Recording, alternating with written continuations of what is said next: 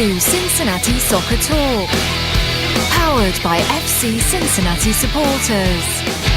Get in touch, soccer fans. Email us at cincysoccertalk@spnt.tv. Now, here is your host, Nick Suberling.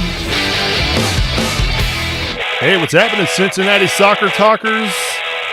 Well, just like last week, we're under a bit of a weather delay, so we're doing this a lot earlier than we anticipated.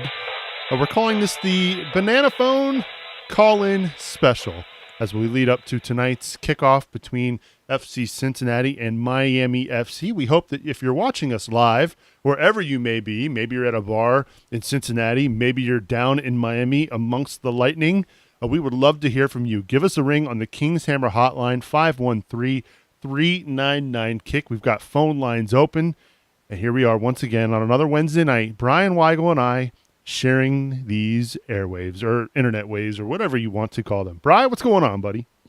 Well, a lot seems to be going on right now. So, just for starters, I guess set the tone because I assume that we're going to have a lot of listeners calling in about this right off the bat, is that Harrison Delbridge, Justin Hoyt, Andrew Wiedemann, and Austin Berry are medically unavailable for tonight's match.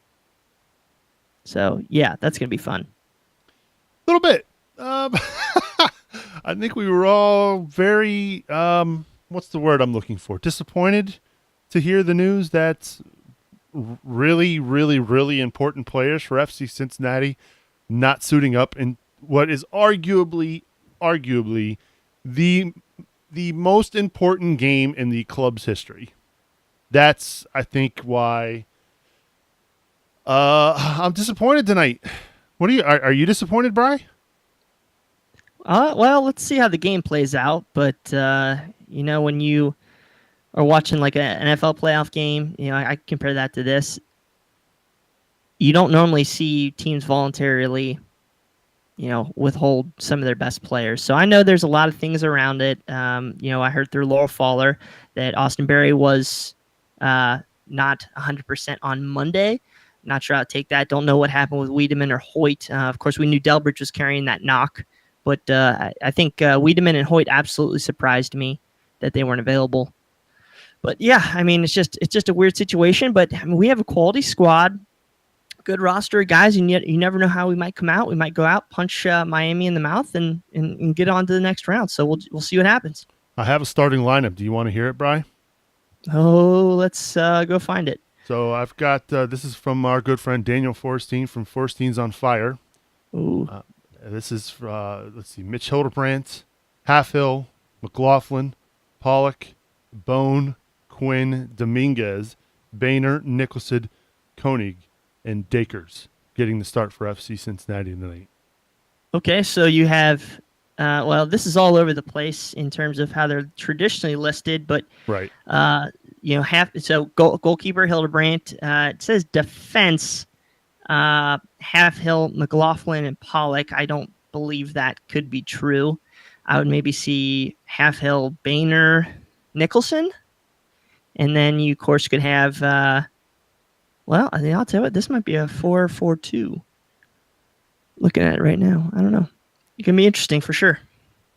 Game will not be played until 9. Did I just see that correctly, Brian? The game now is going to be starting at 9 o'clock tonight, and it will be played tonight, is what we're being told. All right.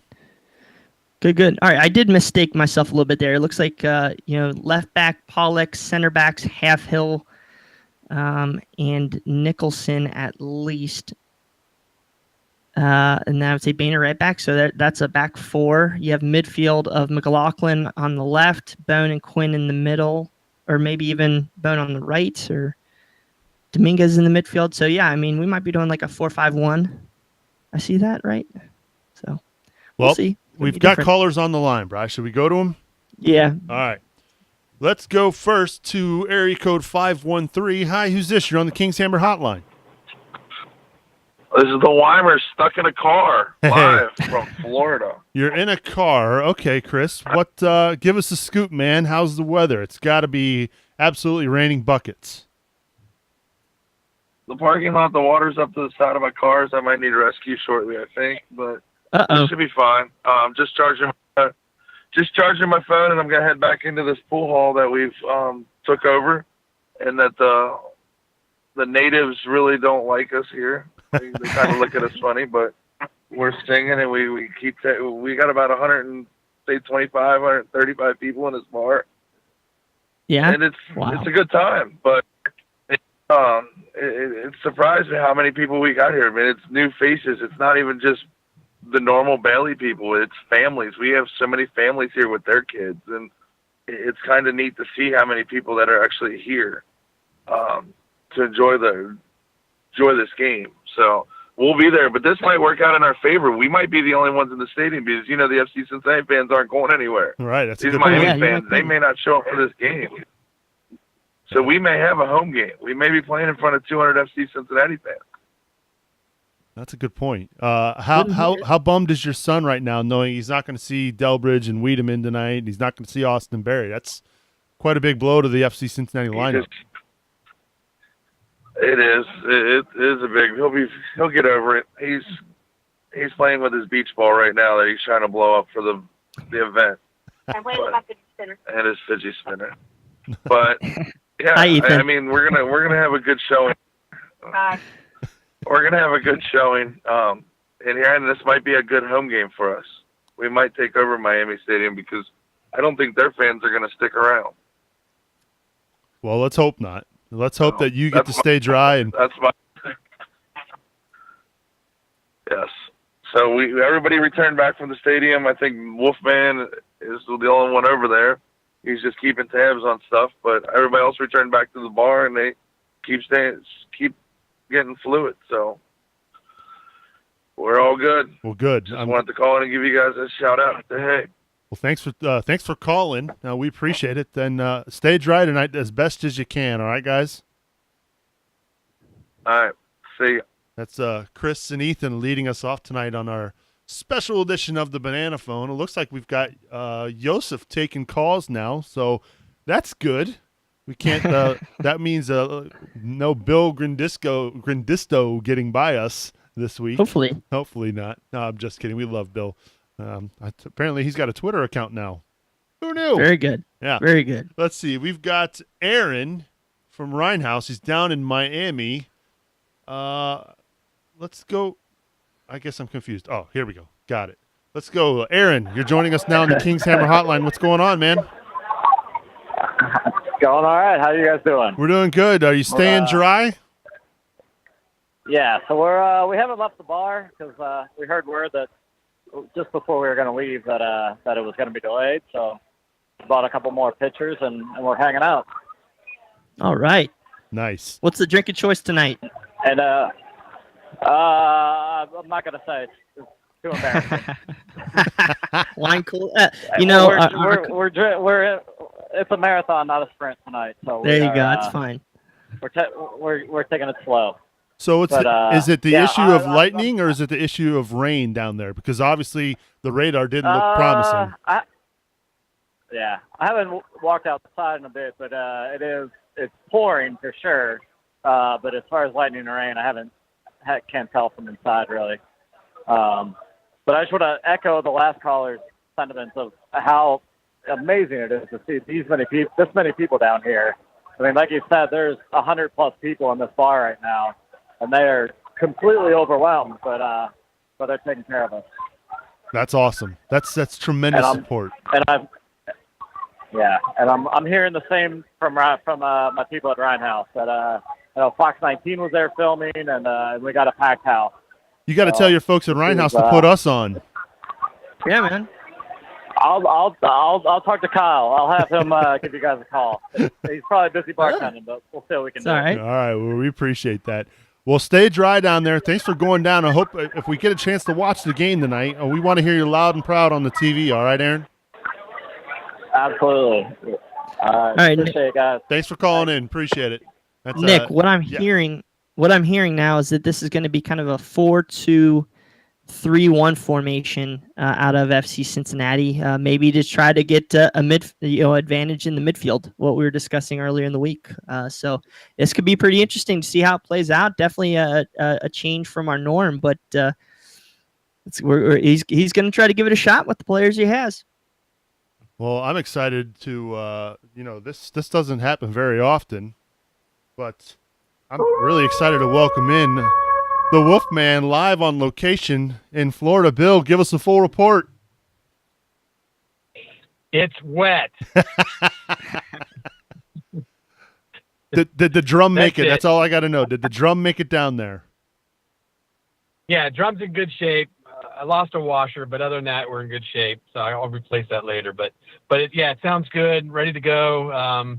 Just nothing to do. Literally just saw lightning as I'm talking to you. Oh no! Sitting in the car, by the way, with Matt Long. Hey, say hi, Matt. Hey, Hey, Nick, how you doing, man? Hey, what's going on, Matt? Hey, it's coming down in buckets down here with lightning. We're just having a grand old time. It sounds like there's a ton of people down there. Oh, it was a great party over at the pool hall. We had a great time over there, and there's people all over the stadium. I wouldn't be surprised if we've got in the neighborhood of 300-400 FCC fans down here for this. That's awesome. Although the weather's not cooperating, as you said last night, Bill, on our podcast. So, yeah, unfortunately, you brought it down with you. Yeah, I know. Ethan told me not to, but I don't know. It just seemed like the thing to do, I guess. But when in Florida, it's pretty bad. It's been. It looked like it was going to clear up. It looked like it was going to move west. But it's one of these storms when you're sitting here where you look up in the sky and there's just nothing. It's just a sheet of gray. There's no clouds. There's no texture. There's just gray. And there's no breaks. There's nothing. It did actually slow down. I think I'm just getting sprinkles now. So like 5 minutes ago, it was torrentially downpouring, and now it's sprinkling. But it's thunder and lightning right now. Obviously, it's 8 o'clock. Best case would be 30 minutes before anybody would even be allowed on the field, and then they have to warm up and everything. So, the 9 o'clock time frame that WCPO put out, I think that's pretty accurate. I would guess that they were talking to Miami FC to get that information. So, that looks possible. I think where we're at, though, is how late do we hold, right? I mean, do we play a game at, 11 p.m.? And I just don't see that at this point. So it may be a really disappointing night for everybody down here.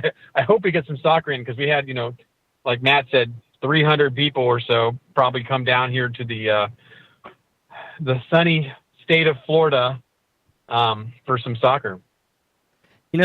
Keenan Singleton did say that this game will not be played tomorrow, so I assume that we'll at least see some sort of soccer tonight. Has there been any indication or lack of Miami fans down there, do you know, at the stadium? No, not at all. I mean, they're talking this could be their biggest sold out stadium in their history, is what they were looking for tonight before these storms came through. So you didn't they said see they had about 10,000 people. Okay. No, they have a good crowd. The parking lot's been pretty busy. I think it's starting to kind of slow down as people are realizing that there's some sort of delay or whatever. But yeah, they had originally said Atlanta was about 10,000 people. The crowd size they were expecting tonight was very similar to that. Could possibly break their record based on how things were looking. Yeah. The radar looks good. We're looking at the radar. We don't know why we're wet. Yeah. But the radar is clear for like a 9 o'clock kickoff, but who knows? Yeah. So we did chat briefly with Jeff Berding, as we were coming into the stadium, and as far as a game played tomorrow, he didn't say no, but it didn't sound like something he was very interested in. So I think both teams have games coming up. They're only willing to they're not willing to play a Thursday basically, and then have to recover 2 days later and play on Saturday. So I think it's got to be tonight, and if it's not tonight, it's going to be 1 to 3 weeks would be my guess. Yeah, you've got almost a month before the next U.S. Open Cup match has to be played, so there's weeks to get this match in.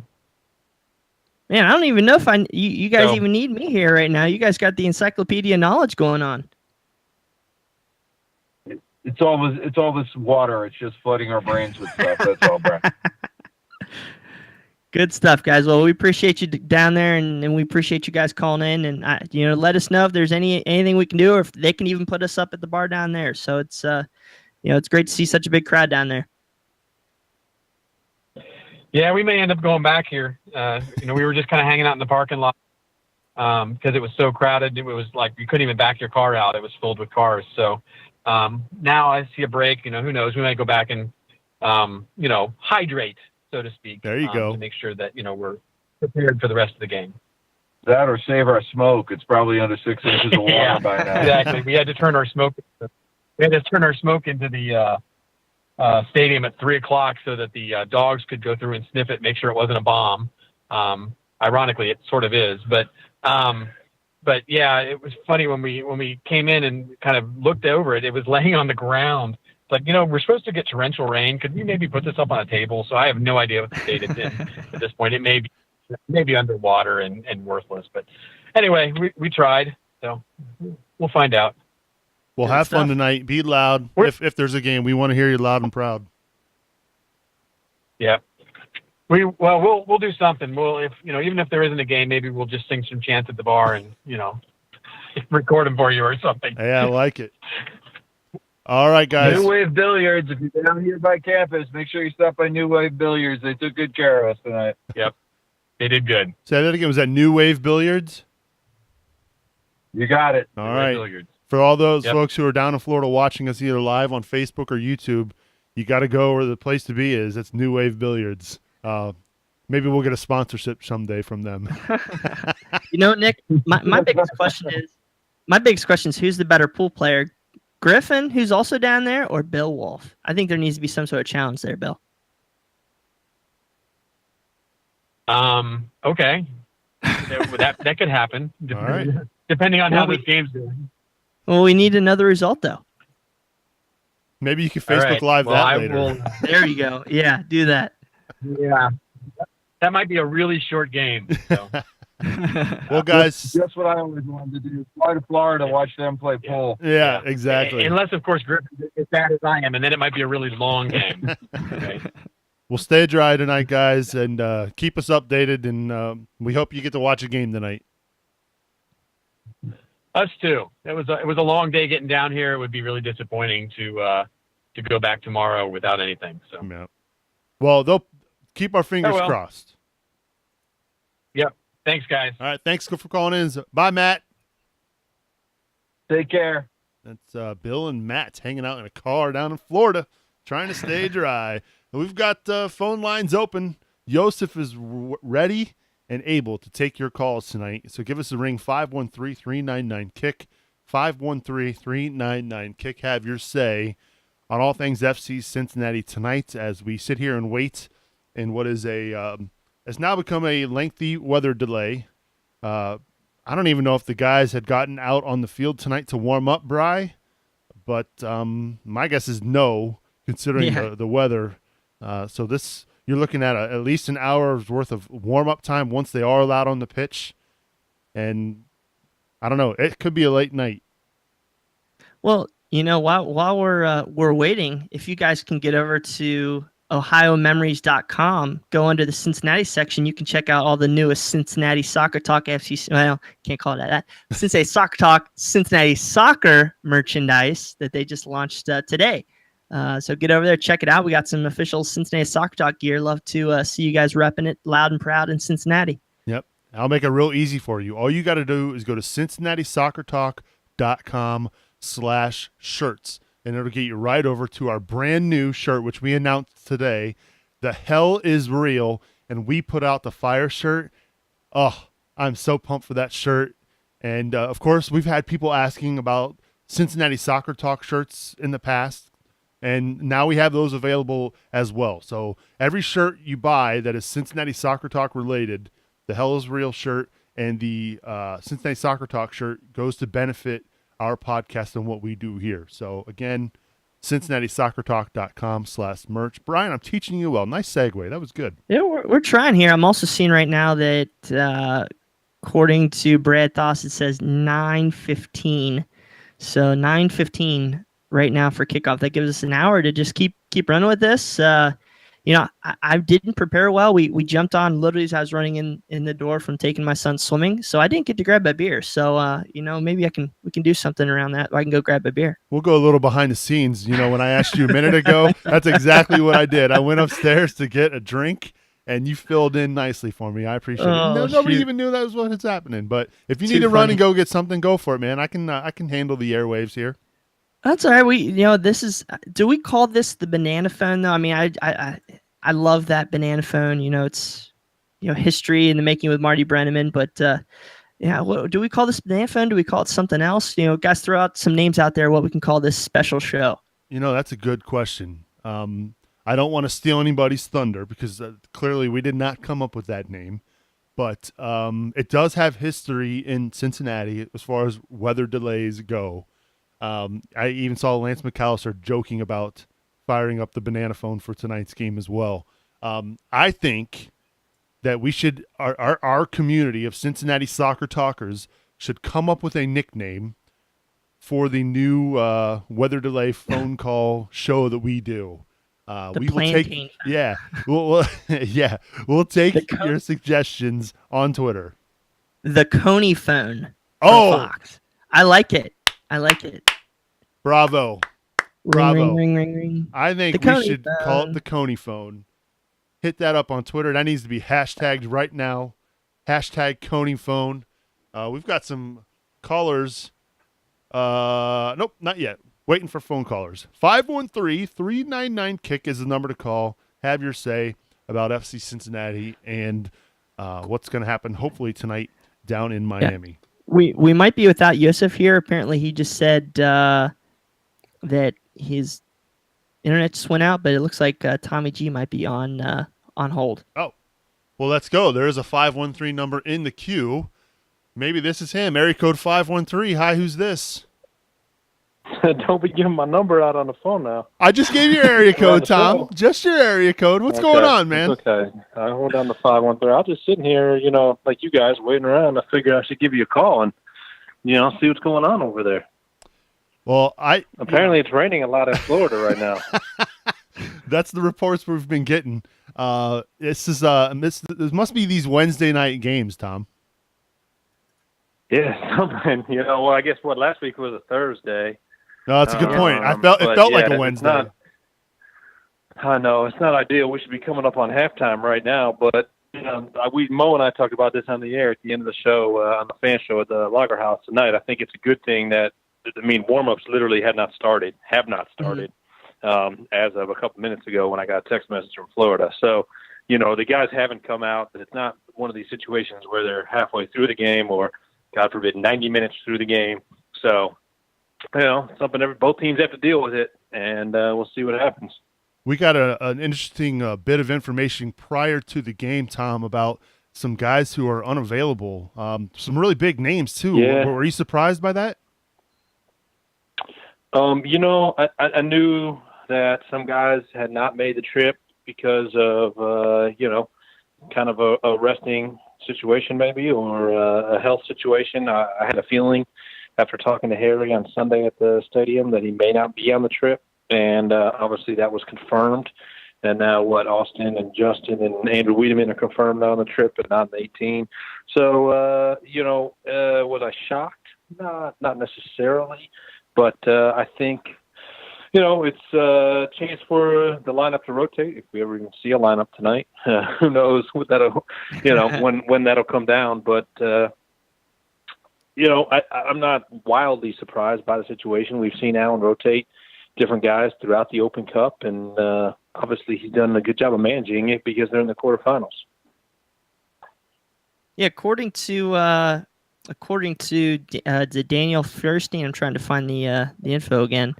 Looks like we're going to be in a 4-2-3-1 here with a lot of changes. So I'm interested to see how these guys come out, especially some of these guys who haven't played a ton of minutes on the year. And let's see what they do. I'm going to try to pull up this. I wouldn't expect a lineup that's laden with guys, without a ton of minutes. I don't want to give anything away. I have seen it, but there's going to be a lot of experience from this season in the lineup, if it does come out tonight. And, it's not – I think there's changes in rotations, and sometimes people look at it and will say, wow, like Allen's drastically changing things, and he's not really drastically changing. I mean, if this game match is played and it's not like drastic changes, There are, a couple, and he alluded to that on the show with Mo and I when he called in after his team meeting. So, I think that's what people need to remember is that this team really right now has, I would say, I don't have my roster in front of me, like 16, 17 starters, guys who are starters. You look at it like Justin and Joe Sue and Matt Boehner, Tyler Pollock. Are any of those four not starters? Yeah. Yeah, you've had They're 24 guys. You know what I mean? Yep. Right. Like Aiden Quinn has been coming off the bench in some situations. He's been starting, but is Aiden Quinn a starter? Is Kadeem Dakers a starter? Yeah. Jimmy McLaughlin, Andrew Wiedemann are starters. Danny and GB, in my mind, are both starters, even if they aren't starting alongside each other. Yeah, that's a good point. There's and the reinforcements are coming in. So I think that needs to just be kept in perspective when, whenever the starting 11 comes out tonight, is that this team has 16 or 17 starters who have played considerably this year. Paul Nicholson wasn't a starter. Now he's a starter. When the lineup changed. So I think that needs to be remembered. Well, I think the biggest thing, and I'm not knocking what coach has done. I mean, we're here talking before a quarterfinal U.S. Open Cup match, which is outstanding. I just think that a lot of people were taken for a surprise that some of the perceived best 11, maybe, as opposed to, I guess, generic throwing out that starter, especially Harry and Barry. I think a lot of people are just kind of getting that little shock that some people also had before the Chicago match. And you never know how these things are going to play out. Yeah, you never know how these things are going to play out. And, we got, what was he saying? Trust the process early in the year. But, this could absolutely throw Miami for a loop. They might have been, expecting some other personnel or maybe even a different formation. Yeah, for sure. I'll tell you this much. It keeps everybody guessing every week. Me, I got to keep reorganizing my chart. As I prepare for games. Unfortunately, Alan is great with, sharing what he's trying to accomplish with me. But, I think it's exciting. I think that they're going to put a great team out there tonight. And, why wouldn't this club has beaten Columbus Crew and Chicago Fire. So if you don't believe that they can win tonight with 11 players on the field, then you haven't been paying attention. I think one of the things that what has been the case for FC Cincinnati in this Open Cup run, Tom, is the fact that every game it's been a defensive struggle. They haven't possessed the ball as much as the other team in most of these matches, maybe except for the AFC Cleveland match. But even that game went into extra time. The Fire game went into extra time. The Crew game was just a fight right down to the very 95th minute. I mean, these have been very tight games. And if we face extra time tonight, and this is a big if tonight, that's where I think the losing those guys tonight and the lack of depth is where that might come into play. Yeah, you never know. You started, Marco Dominguez, who hadn't seen a whole lot of minutes against Chicago Fire. Who played great. Try to slow down. Right. Some guy from Germany or something, right? I heard he played in a couple big leagues along the way and on some national team. I don't know if he did anything for him, but that was his matchup. And for a youngster who hadn't gotten a ton of experience this year, he handled it really well. You don't think he's better off because of it? Marco definitely learned from that night, and I bet you is doing even better now in training because of what he got to do against the Fire that night. So, it does go back, and you said it, trust the process. It goes back to that a lot, I think, from earlier in the year. And Alan has a plan for all of this. And, I'm excited to see what they do tonight if they get this thing started and the rain slows down in Miami. Yeah, I'm just excited to get out there and see how we stack up versus, arguably, people have been shouting from the rooftops that Miami is the best team in D2, but any given night, you can put out a crew of 11 guys and do some business. So, it's crazy. We still haven't even played the match yet. So, right now, hopefully, we'll see. Hopefully we're playing it soon, fellas. Yeah. So, Tom, I got to ask, did Lindsay do well last night on Cincinnati Soccer Talk? I know you were watching. Yeah, Lindsay did a nice job. Yeah, I had you guys pulled up. I was dying because it's funny because I was making fun of her a little bit. She a couple weeks ago, she put on her Instagram story or Snap story or something. My business partner, who's a team photographer, Brett, came up to the TV booth, and while I was in the team meeting, I'm very lucky that Alan lets Kevin and I go to the team meeting at 90 minutes before the game. While I was in the team meeting, my business partner, who's a bigger guy than me, is in the booth trying on my FC Cincinnati custom-made blazer. Nice. And I'm like, yo, Brett does not need to be trying that on. Brett, no, don't touch my blazer. So, she was giving me a hard time about that, and I said, okay. And then it was later that night, maybe 45 minutes before the game or so, I looked down on the field, and I see her pacing, talking to herself, like waving her hand. She's very animated, talks with her hands. And she's pacing back and forth, and she's talking to herself because she's going through her routine. I mean, I do the same thing in the booth when we, Kevin and I are getting ready to do the match open and things along those lines. But it was funny, and so I pulled out my phone and I put her on my Insta story talking to herself, and now it's been kind of a joke to catch her. So, she's a good sport, and certainly we love having her as part of the broadcast team. But, yes, she did a great job last night. I turned the game on a little bit late on Sunday night, and I heard a voice I didn't recognize, Tom, and I don't know the gentleman's name, but I got to say, Ryan, as somebody who, I study broadcasting, I watch a lot of guys, I thought he did a really, really good job. And I'm not saying Kevin does a bad job, but I thought Ryan did a really good job. No, he did not. It was his first time doing the broadcast. Kevin is in Belfast. He texted me last night. I'm sure that he's probably looking at the clock right now because it's after midnight in Belfast, and he probably wants to stay up and watch this match. So you guys think that we're anxious in the Eastern time zone to get this match going so that we can get to bed by, say, 10:30, 11, 12, whatever time it might be. Kevin's back in Belfast where it's already after midnight, probably about to come in at 2:30 in the morning or something. And he's probably anxious to watch this match as well tonight. But, yeah, Kevin is out there celebrating his mother's 70th birthday. So Ryan Hamberry, who's actually part of the King's Hammer Academy with Kevin. So they coach alongside each other. They're good friends. And we knew Kevin was going to miss this match all along from when the schedule came out. And he recommended Ryan as a fill-in. I had to explain to Kevin about the story of Wally Pipp. If he was going to recommend somebody, that he better not end up like Wally Pipp. And Kevin was not familiar with Wally Pipp. So we discussed that situation, and then he turned over his seat to Ryan for the night. And Ryan, you talk about studying broadcasting. Ryan had never done a broadcast in that regard. He's obviously watched soccer his whole life. He said because of his friendship with Kevin, he's watched almost every single broadcast that Kevin and I have done together. But he hadn't done that, and that's not easy. When the lights come on, he was a little nervous early, but then he settled in, and then I think we found a really nice rhythm in the second half. And it was fun to work with him for sure. Yeah, he did a really good job. I got to ask you this too, because I know you've got some pull around town now. A lot of these broadcasters, a lot of these personalities that are on TV, on the radio. Can you do me a favor and just kind of emphasize to folks that it's not FC and that it's FCC? Oh, no. Can you help me with that? I could try. I have a little crusade. I could try. It's a minor thing that just irks me. I know. I think there's a lot of people. It's funny, and I mean, it's this way. It's not unique. There's a lot of things that are unique to soccer. This is not something that's unique to soccer. When certain people don't like the way that a team is referred to. I worked at the University of Akron before I moved to Cincinnati 11 years ago. I did work with the Zips up there.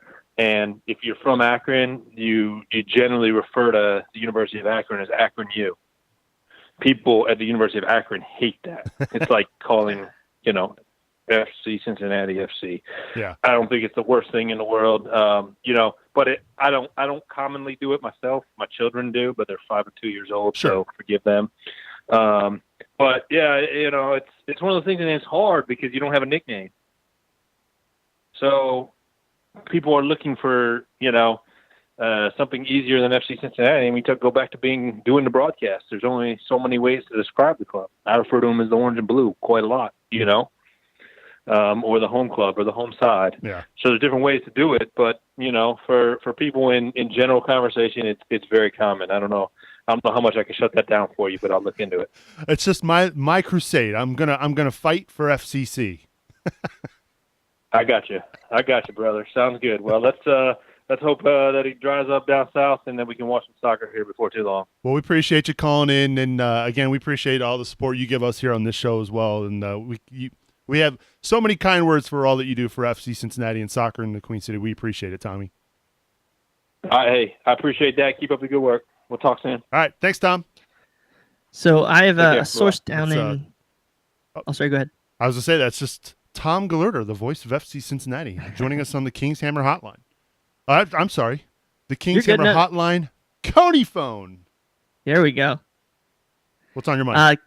We do have a source down in Miami that says that it's at least going to be another 30 minutes. So that would still, at least at the earliest, put 9. I don't see anything else official out there. But do want to give a quick shout out to the guys at the Clifton Heights Tavern watching live. Just send us a little snapshot of us on the big screen over there. So I do appreciate you guys tuning in. And hopefully you guys are pictures? drinking up. Well, hopefully you guys are still going to be open by the time we do get this game in. But they tweeted at us, we retweeted it. We definitely appreciate you guys tuning in tonight. Oh, that is awesome. I see it now. That's so cool. Thanks, guys. What's happening? Oh, that's pretty cool. We've got phone lines open, 513-399-KICK. We're looking at least 9:30, Bri, maybe, because they still have to an hour warm up. Well, they said at least 30 minutes. Everything I've seen says 30 minutes from whenever. So, and now this, of course, we're in Cincinnati, not in Florida, so it could be a little different. We're trying to get Bill Wolf to figure out. It says Lightning right now, 30-minute delay, then warm-ups.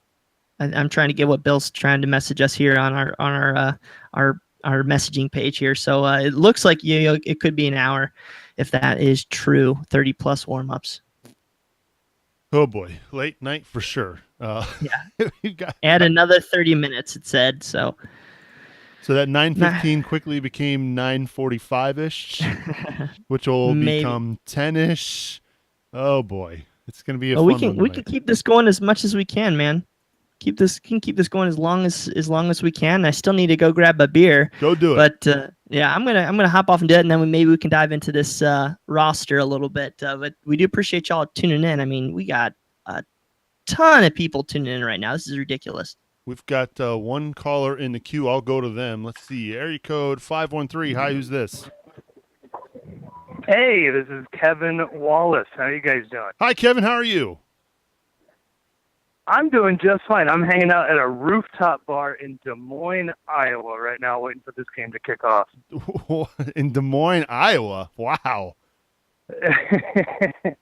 Okay, first, are you there for vacation? You there visiting family? Like, how did you make it to Des Moines, Iowa? Right, you would you would think that Des Moines would be the top of your vacation list, but turns out there's a Midwestern Museum conference going on. You guys know me. I helped host you guys at the American Sign Museum a couple weeks back, so we're trying to make the museum a little better, right? I love it. That's what I like to hear. And by the way, thank you again for hosting us at the American Sign Museum. That was a tremendous night, and thank you very much for all the hospitality. Absolutely, anytime. You guys are always welcome back. All right, you heard it here first, folks. He promised us we can come back whenever we wanted to. So, so what's going on out in Des Moines? Are you at least staying dry? Because I know it was rainy here in Ohio today too. Yeah, a little pop-up showers, but we're dry now. Like I said, a little rooftop bar action going on. There was a zombie burger place I went to. Not too bad. I guess I didn't realize this when I booked my little Airbnb, but I guess I'm staying in the trendy part of Des Moines. So, there's a zombie trendy part in Des places Moines are to be found. It turns out it's East Des Moines, or the East Village. My bad. I don't want to give them a bad name. East Village in Des Moines. There it is. Well, Kevin, you might be the most furthest west listener we've got live right now. I'm just venturing to guess that, but I could be wrong. There might be somebody who's further west than you are right now. So we know there's going to be some guys missing from the lineup tonight. Are you concerned? Yeah, that's actually why I wanted to call in. I find it interesting. I mean, the club has, lots of reasons why they may not want to start one guy over another, or, somebody may be injured, somebody may be, feeling a knock in practice or whatever. But it seems really obvious that the team is done with the Open Cup. If I wanted to be cynical, I would have said Koch tried to throw the Chicago game to ease up the schedule. That was not the most robust lineup that was available to him that night. That is true. Well, I wouldn't ever say as a professional. Yeah. I wouldn't ever say as a professional you throw the match. Of course, priorities, I think, is where it needs to lie. Sure. Now, we had this debate earlier offline, and you might fall on a different side.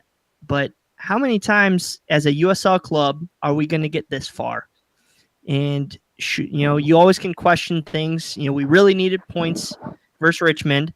But you almost kind of have to think, like, should we have maybe tried to save those guys that might have been carrying a knock for this match specifically in Miami? So, I don't know. I just I kind of fall on. I would prioritize the cup. Right, and I would 100% agree with you. And I'd be curious to even see this. U.S. Soccer offers up $15,000 for the last second division team and the tournament. I'd be willing to bet that is more than the prize money for winning the league. And that alone makes the math pretty easy that the cup is worth more than the league, even just being the last team in it from the second division, I should say. Yeah, I was kind of having this argument earlier tonight with our very own Joseph.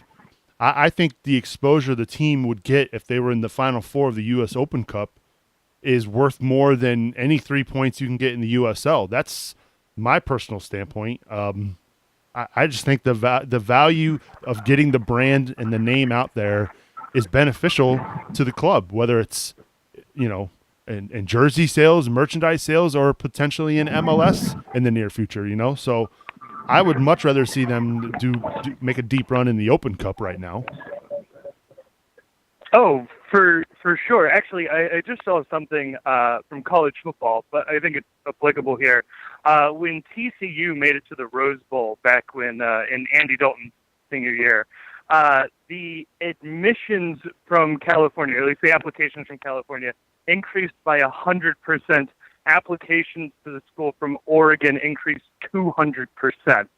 Obviously, college football has a larger platform, but to say that, getting up to these platforms is not as valuable than the league, I think is dishonest. We're getting more and more articles written about us from all over the world. That can only be good things for the club, for MLS, for our players who may have aspirations higher than USL. That's where I would put my priority. We have a quick update from Miami from Reds beat reporter, now turned FC Cincinnati beat reporter from the day, C. Trent Rosecrans at C. Trent, that officials from Miami FC say that they probably will not start a game after 11 p.m. So I would think that we would at least get a tip around 10 p.m. Eastern time if we are going to get this game in or not, because I assume, as we've heard, it might take an hour, maybe a half hour to get the guys ready. So we keep going till then if we can keep making it, Nick. Kevin, we appreciate the call, and have fun out there at your conference in Des Moines, and hopefully our paths cross again at the American Sign Museum here real soon. Absolutely. Thank you, guys, and I'd encourage everybody to call in on the Coney line. The Coney line. Yeah, I love it. Thanks, Kevin. See you guys. That's our good friend Kevin from the American Sign Museum giving us a ring on his trip. He's doing a little conference out in Des Moines, a sign conference, Bri. Who knew there were sign conferences? But then again, who knew there were podcasting conferences? And I've been to quite a few of those. There we go. I dig it. Guys, if you're on social media, Facebook, Twitter, on our watching live on YouTube, definitely try to get some questions into the queue on your chat. We'll try to answer those as best we can. One of those questions that we got, Nick, is what makes this season a success? What makes a season is it getting what I guess this kind of goes back to that priority. Is it getting to the playoffs? Is it winning the USL Cup, or is it is right now, do we say the season's success with how far we've advanced in the US Open Cup? Oh boy, that's kind of a loaded question. That's why I let you answer it first. Yeah, for me, what is success is, I've always defined it as trophies. And right now in the Open Cup, you're 3 games away from winning one. So yep, that to me is success. So winning trophies, and I think that would be the first thing that Coach Koch would say. Winning trophies is what is successful, or what defines success. But is the wins over? I mean, we discussed this last week. I think the wins over Chicago and the win over Columbus kind of get us at least as much exposure, and then a USL, at least like a late or a deep USL playoff run. I don't know if those equate to a USL championship or not, but I still think what we've accomplished so far would make this season a success in my eyes. All right. That was a good question. That came via Twitter, Facebook?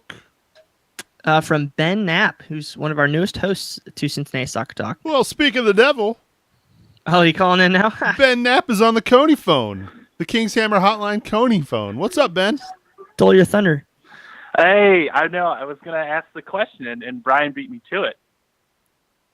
So I got to ask you, because I know you've been. I know you saw who was not going to be there tonight, and what was your gut reaction when you saw that? My gut reaction was really that this is a phone it in game. No pun intended. This is a hey, look how, yeah. This is we got this far. Hey, look what all the great we did. Now if we, and again, I'm not against these guys pulling it out and being able to shock the world again and getting a big win, but I think this is Coach Koch taking the league, making sure that he's getting into the playoffs over this cup, and I don't think that's the route that I would like to see the team go in. Again, just like Supes was saying, trophies over everything. So, to me, is it a successful season if we squeak into the playoffs and, made a great run but didn't get as far as we should into the cup? And I just wish that we would see a little bit more strength coming from this team, especially with the depth we just signed. Go ahead, Nick. I'm trying to do something. We're too busy trying to share and to discuss on social media. Sorry about that.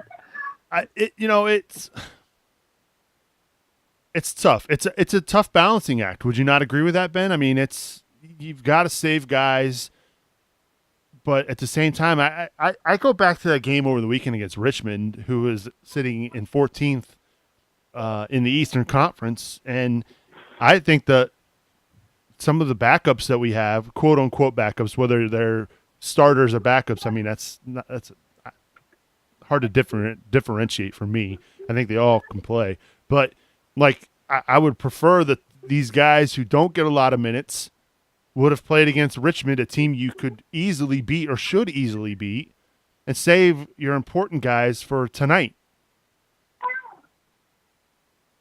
Yeah, and if you're doing a squad rotation, you should rotate against the weaker teams in your division. I mean, that's kind of how you see it. Yes, I get it. It was a home game. You want to start a strong lineup, and you needed a win. It was a must-win game. But again, I felt pretty confident that some of the guys that are playing tonight against Miami, an NASL first half of the season champion, I'd rather see those guys playing against the last place team in our division in the USL than coming up against one of the hottest teams, not only in the second tier of U.S. soccer, but one of the hottest teams in the U.S. right now.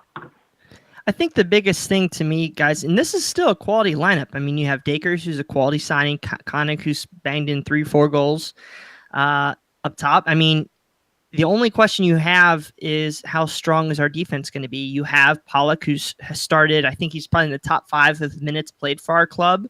So that's good on the left. You have Boehner on the right, who's good. The question is how strong is that midfield going to be? Well, in this 4-2-3-1, it looks like coach is compensating for that by putting in our best 2 defensive midfielders in his mind, in Marco Dominguez and Aiden Quinn. Now, of course, there's debate there with Kenny Walker and others.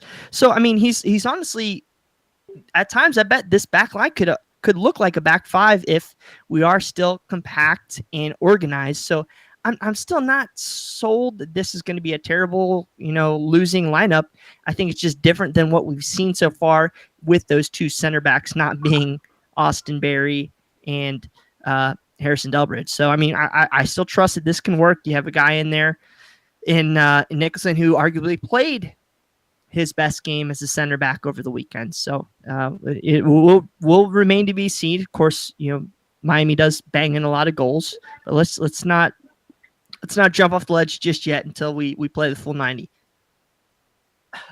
Sorry. You have no comment to that, Ben? Yeah, and again, I think that.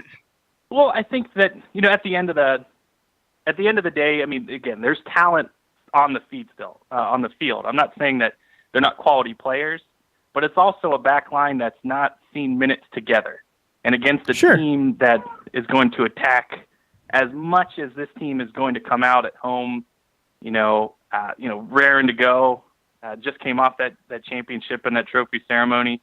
My worry is more not necessarily the talent, but that it just seems like a makeshift lineup, where this lineup, I felt like had they gone against Richmond, we still would have been able to pull out that 2-0 victory.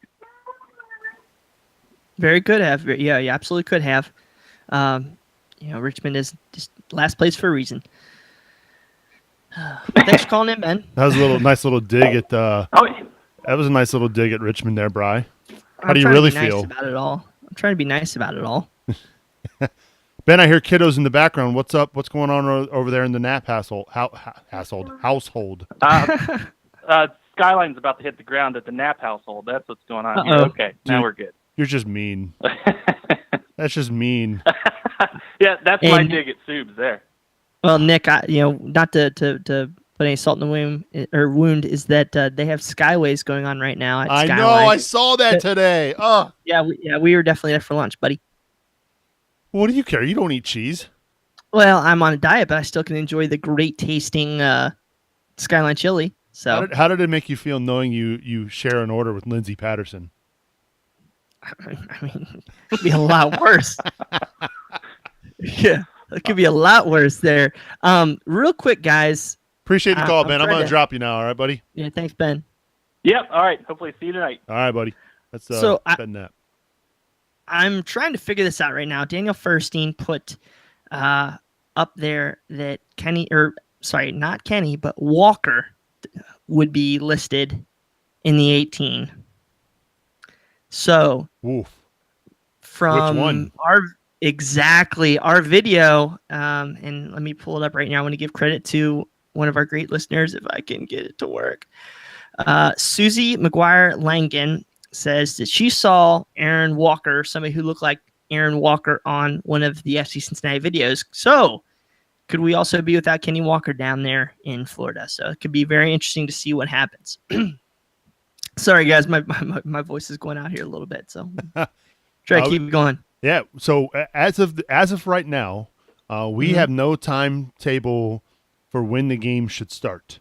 There's been lightning even as recent as a minute ago, according to our own Bill Wolf, who's live on location, which means that's at least another 30 minutes. So we have no idea what time this game is going to go tonight. In the meantime, we'll continue to be here live talking about tonight's game, taking your calls. Don't be strangers. Don't be shy. There's nothing to be shy about here. We're just talking soccer. Cool. Yeah, and we can talk about Louisville United SC Crapazoids if you want to. So that's perfectly fine. We can talk about those jokers down in the other state below us. I'm on board with that. I mean, that would be a good idea as well. So we need our buddy Bill G calling in. So guys, he might not be in the best of shape. Yeah, he might be at the brass. Yeah. So real quick, another plug, if you don't mind. Sure. If you are not going to Louisville over the weekend, please go. Or if you're not going to Louisville and you're going to Cleveland for the U.S. men's national team game on the weekend, I want you to, if you can and you are going, please check out the American Outlaws pregame party as well as the night before party. They're going to be doing the Cleveland American Outlaws organized a bar crawl. So if you are going up there, check them out. Go to theamericanoutlaws.com/events. You can click on U.S. men's national team versus Nicaragua up in Cleveland and find out all the night before festivities, the pregame festivities, where American Outlaws are going to meet, where they're going to sit, and check out all that stuff.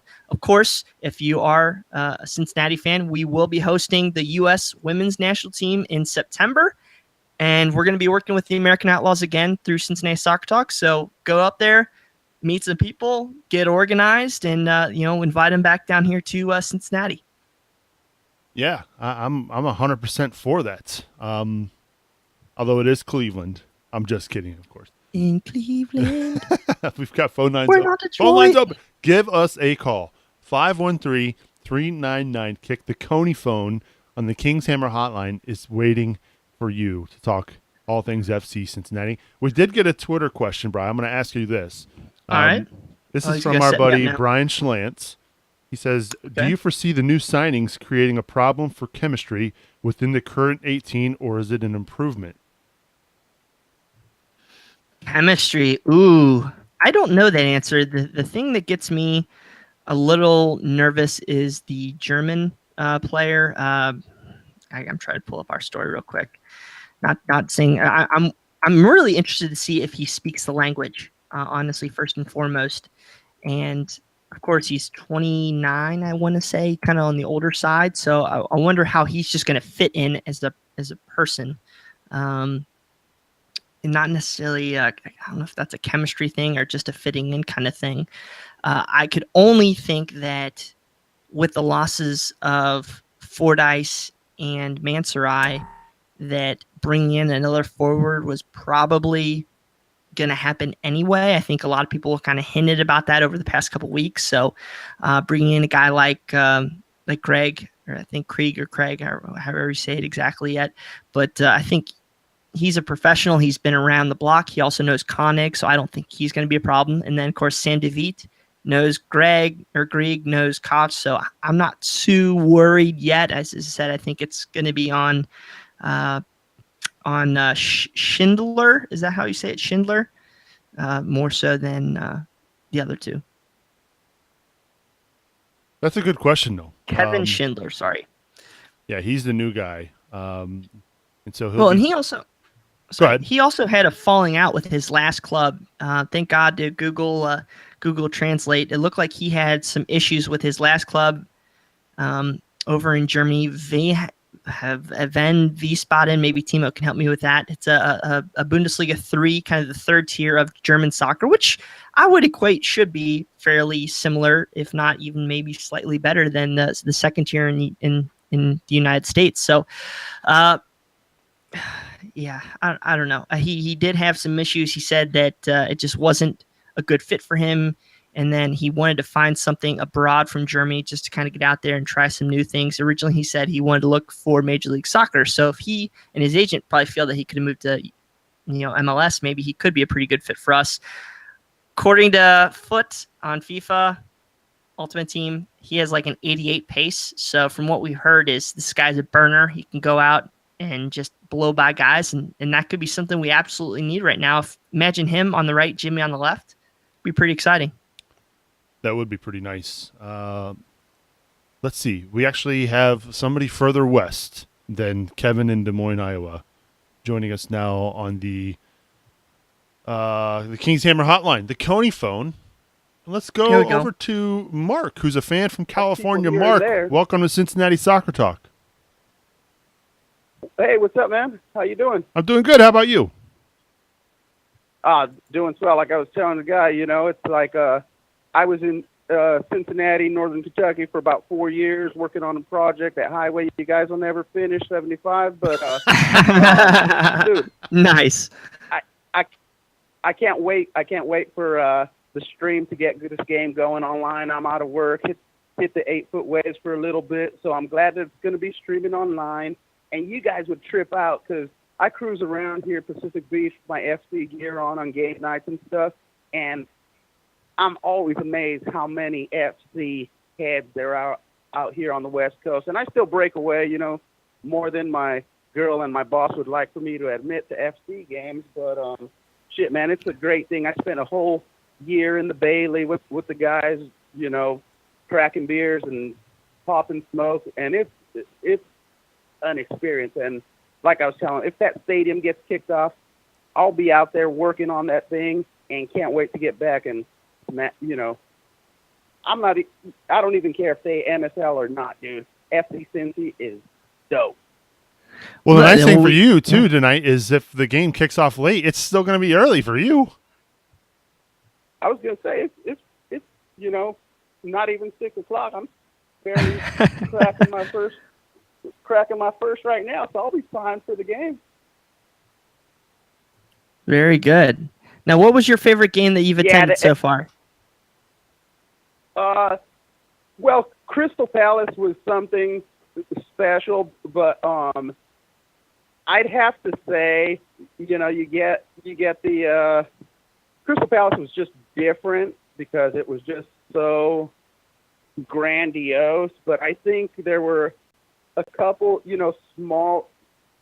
The kickoff game was awesome. You know, from meeting people, the march up. I really couldn't pick out one more than the other. Although you get, you know, the local rivalry games are always cool because you can see other goons show up kind of representing pretty big and just get drowned out by the Bailey, sitting up there pointing, chanting, dancing, singing, you know. But I think, I showed up one day with like 103-degree fever, you know, hot as heck, but the Bailey made it better. That's awesome. We appreciate it. Yeah, man, that's great. And, you know, we appreciate you calling in. This is, you know, I don't know if Nick's talked about it at all, but this is actually our 100th total episode of All Specials March to Match Days podcast. This is our 100th appearance on the airwaves or podcast or whatever. So we appreciate you calling on a pretty important day for us, too. Congratulations, boys, and to all my neighbors, I'll be the short brown guy yelling "Mitch says no" all night. There we go. Love it. Thanks for calling, Mark. We appreciate it. Fellas, later. Thank you. That's pretty cool that Mark giving us a ring from California tonight. Yeah. That's pretty awesome. Still no updates. We don't know what time this game is going to get going. We're still here. We're still live streaming for you. So give us a ring, 513-399-KICK here on the Coney phone, King's Hammer Hotline Coney phone. Nice job, Bri. You did a good job with that one. I like that one. That wasn't me. That was somebody else. I that's absolutely somebody else. Oh, but, okay. Well, we should give them credit eventually. Who it was. Oh, man, no. I want to say it was Fox. I'm pretty sure Fox said that. So right. I think he's actually in Disney with his family. So if you're out there listening, man, give us a heads up and how everything's going. I'm bouncing around like every page I have right now, just seeing any updates for this match. So Eric Turner said Fox is probably enjoying that rain now too. Yes, he said it was pouring down there. Eric Turner on Facebook says the earliest they said is 10. So, yeah, I don't know what that is. We have a question on there, Andy D. Do we know if the game is canceled tonight, when it will be made up? That's a great question. The next match is, I put it out earlier, I want to say it's like August 9th?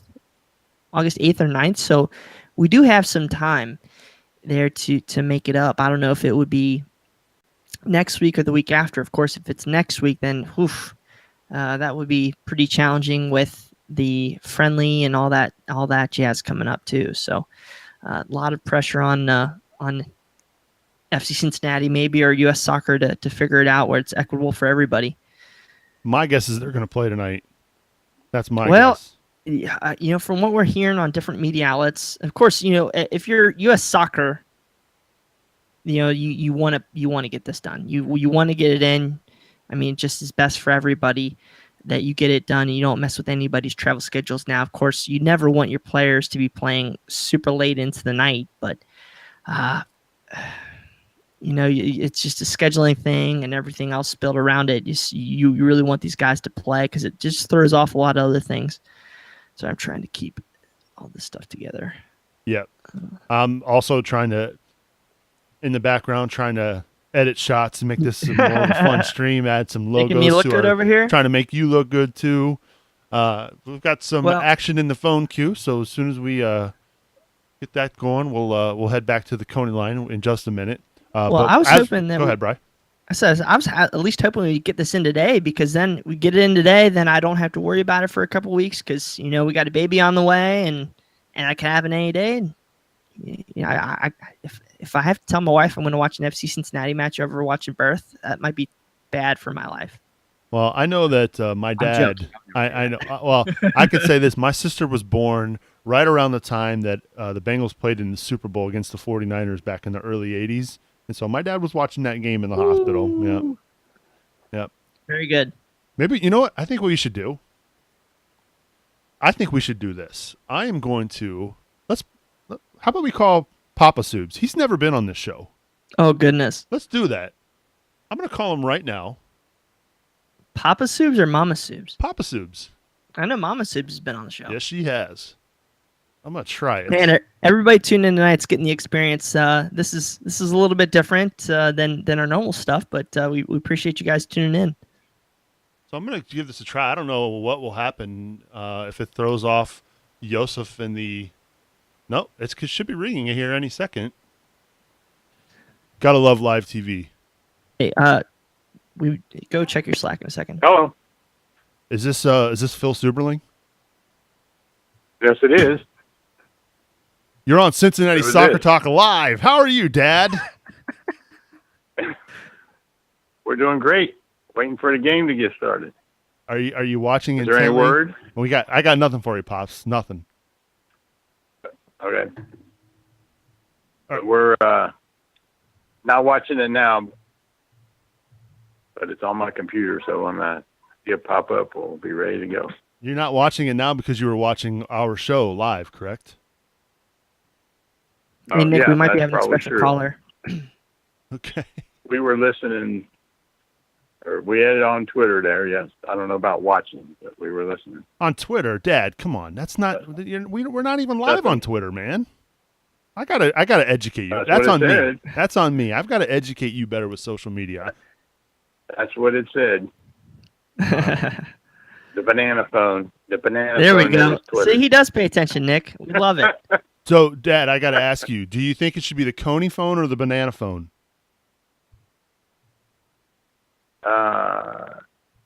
If theyll let you do it, the Coney phone. Is it really trademarked? I don't know, though? either one of them. Somebody else. That's what I mean. You have to check. The banana phone, Marty might. Okay.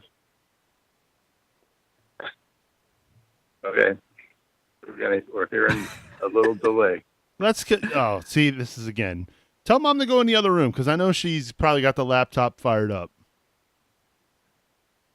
Oh, it's on her phone. So what about it? I got my laptop here. Oh, I love it. I love it. All right. So, what do you think tonight's going to happen? You think they're going to get the game in? I would think so. I mean, I don't know what the weather looks like down there. Not good. I thought you were saying earlier that it was going to be over at 9:15 or something. I don't think that's going to happen. Is that right? No, they haven't even hit the field for warm-ups yet, Pops. Oh, okay. Well, what time will they say no game? I don't know. I don't know. We're trying to figure that one out. We actually might have a special caller coming in to answer some of those questions. I can't even tell you. I'm looking at the phone queue, and it is just going berserk right now with callers, Bryce. So I have no idea what's happening. My Slack is not working, so All right. Well, yeah. Okay. I'll keep an eye out for something. Well, you have to educate me.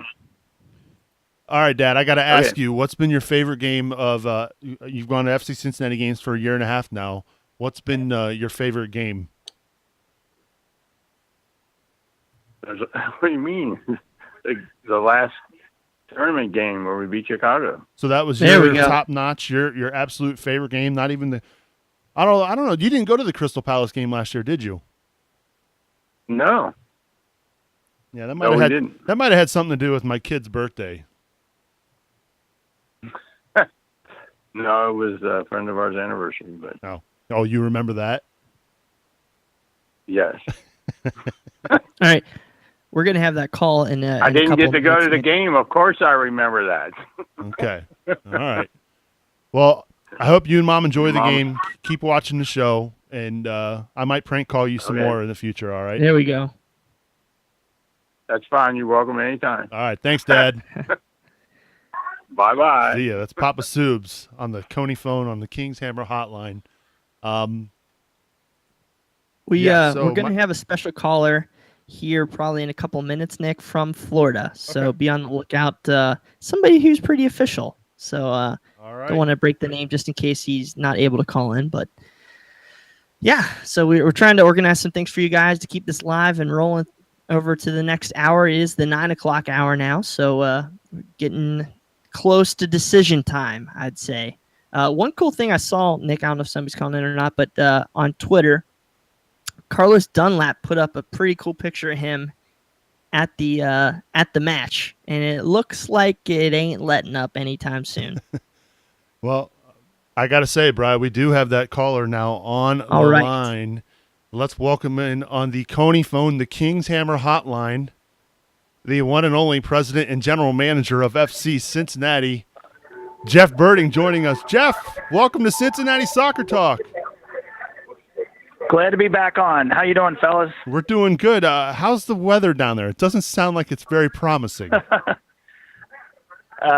No, literally enormous rumblings of thunder, massive flashes of lightning, and torrential rain. Pretty nasty stuff here in South Florida. Now, Jeff, this is Brian here. We appreciate your time calling in. This has been a great evening for FC Cincinnati fans interacting. My question is there a procedure in place on when this match has to be decided if it's going to start? Well, you can imagine there's been ongoing conversations all night, and those conversations continue as we speak. Dan McNally, the Vice President of Operations for FC Cincinnati, is representing our club in those conversations. He says the people from Miami have been excellent. Everyone is going to put the safety of our fans and our players of paramount importance. That's what's going to guide us. And we're working with both clubs are working with the officials and with the U.S. Soccer Federation to determine if we can safely get in a game this evening or not. And nothing has been officially decided yet, but the conversations are ongoing. All right. Is there a time frame like that? Maybe FC Cincinnati would stay in Miami overnight and play tomorrow, or would that all be decided at a later date? I think that's doubtful. I don't think anything has been officially decided yet, but we have a very important match on Saturday in Louisville. Miami travels to San Francisco for a match this weekend. So both teams are approaching this the same way. If we can't get the game in tonight, I think there would be a real obstacle to trying to play tomorrow. But nothing has been decided yet until officially U.S. Soccer Federation and the parties involved come to a conclusion, and we're just not there yet. Very good. Now, we do appreciate you guys calling in.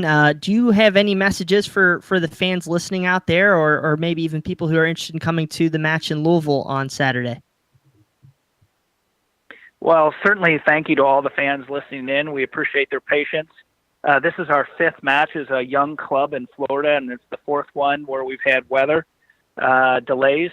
So it's certainly, I think, a part of the Florida experience that you get some rains and storms, and we've just hit a streak of bad luck here with the weather. But we're always going to put the safety of fans. The bleachers here are all metal, and we're just not going to endanger our fans. A big group of Cincinnati fans came down, the same for the Miami supporters that are here. So you have to put safety first for the fans back home. We appreciate them tuning in. And as soon as we have news, we'll make sure we get it posted for everyone. For the fans that are looking to go to Louisville, our fans are strong, and we know that it's a big match for us. And as many Cincinnati fans as we can get down into that baseball stadium of theirs, it would be good to have a good group. I love it. I love it. No, thank you so much, Jeff, for calling in. I know there's certain things we don't want to discuss, but thank you very much for being so open and coming to calling into our show for this evening. So, hey, let me just add one thing. There's an enormous group of Cincinnati fans that traveled to Miami for this match, and from the bottom of our hearts, it's the support that we get from our fans, as demonstrated by the group down here, that makes this club, such a hot club, such a great story in U.S. soccer. And we're so grateful that they came down and spent a lot of money and time to get down here.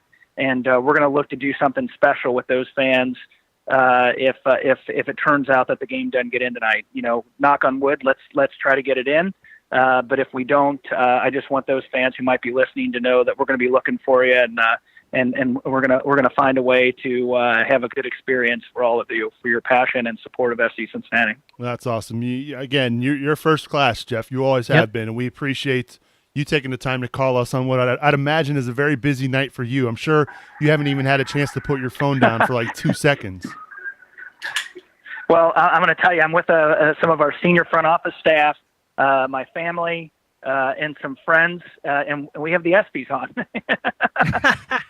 So we're killing time like everybody else. You have the ESPYs on. You should be watching Cincinnati Soccer Talk, Jeff. Come on. Oh, jeez. They don't have it on the TV in the suite here. Oh, okay. That's fair. I did just find a striker. I think there was a tweet that maybe went out about a future striker who's sitting here watching the ESPYs with us. So, I'm just saying, we're always working, guys. Always working. I love it, Jeff. Appreciate the call, man. Thanks, Jeff. All right, guys. Talk to you later. That's Jeff Berding, awesome. President and General Manager, joining us on the King's Hammer Hotline, the Coney phone tonight, as it is. So we go from Poppa Supes to Jeff Berding. That's pretty good. Every time I talk to him, whether it's face to face or even on our show here, I really feel like we have the right guy in charge of this club, and the future of the club, and we just appreciate how many general managers of legit professional sports franchises call into a show like ours and take the time out to do that. So extreme props to Jeff and all his guys there. So I see there's a lot of questions on social media right now. There are certain questions we do want to respect with the club and not approach with Jeff, but if you do have any of those questions, let us know. If it's about the player acquisitions, I see some of those on there.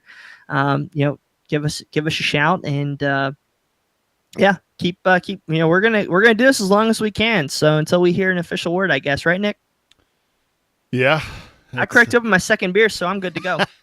We got this tweet from Tim Bronsel, a big supporter of us here. He's from King's Hammer. He says, tonight might be a night you look back on and say, that was a game changer for the show. I think he's talking about not just the FC Cincinnati show, but this one right here, Cincinnati Soccer Talk. So, Tim, thank you for watching, and we appreciate it. Again, it's been a really big day. It's been a really big month for Cincinnati Soccer Talk. Setting all kinds of records as far as page views, downloads for the podcast. I mean, it's been a whirlwind month, and out of this world. Yep. None of this would be happening without you, the listener, the reader. I mean, this is absolutely tremendous. We cannot thank you for the support that you've given us to do this show, and we're just a very, very small part of this FC Cincinnati community, and we just. It's so easy to get passionate and so easy to just bond together as one. And I'm just so excited, and I'm so honored to be part of this project. And it's just amazing. And I've got a tremendous team of people to work with that has been top notch. The Weigel twins.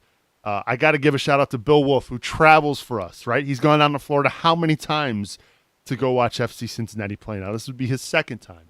We've got Yosef Sagai manning the phones tonight. Yosef's an OG, one of the originals. We got to give a props and shout out to him. Eating Griffin. medium pizza. We should get him some free pizza tonight. If anybody's listening, let's get him some free pizza tonight. We've got Griffin. We've got Boston Brazil. We've got Ben Knapp joining the team. Ken Hetker, who's watching in Germany. He's in Germany, guys. Yes, all the way over across the pond, trying to stay up very, very late for him to hopefully watch a match tonight for FC Cincinnati. And if I'm forgetting anybody, because this team continues to grow and grow, I think I got everybody. I got everybody, right, Bri? Well, Alex Veer, John. Alex Veer, our photographer. How did I forget that? Oh. Yeah. We also got a news story on FC Cincinnati CincinnatiSoccerTalk.com. Yes, CincinnatiSoccerTalk.com that has a video as well, and we're trying to branch into those new things. So, we definitely appreciate everything that's involved. I think Jeremy Miller took care of that for us and did some cool video of the Chicago match. So if you have a chance, get over there and check it out. Make sure that, Jeremy, good stuff. And it's just on our YouTube page. So if you have a second to click off here and want to go check those other things, please do. We're going to be here. We're going to be here as long as we can. Yep. It's going to be a late night. We're going to hopefully not burn the midnight oil, but let's see. I got a story to write as well regardless of what happens. So I have to travel tomorrow for work. So that's going to be fun. Let's go back to the Coney line on the King's Hammer hotline. Let's speak with Rob. Rob, welcome to Cincinnati Soccer Talk. How are you tonight? Oh. Are you with us now, Rob? Hello. There he is. Hey, Rob, how are you? I am indeed.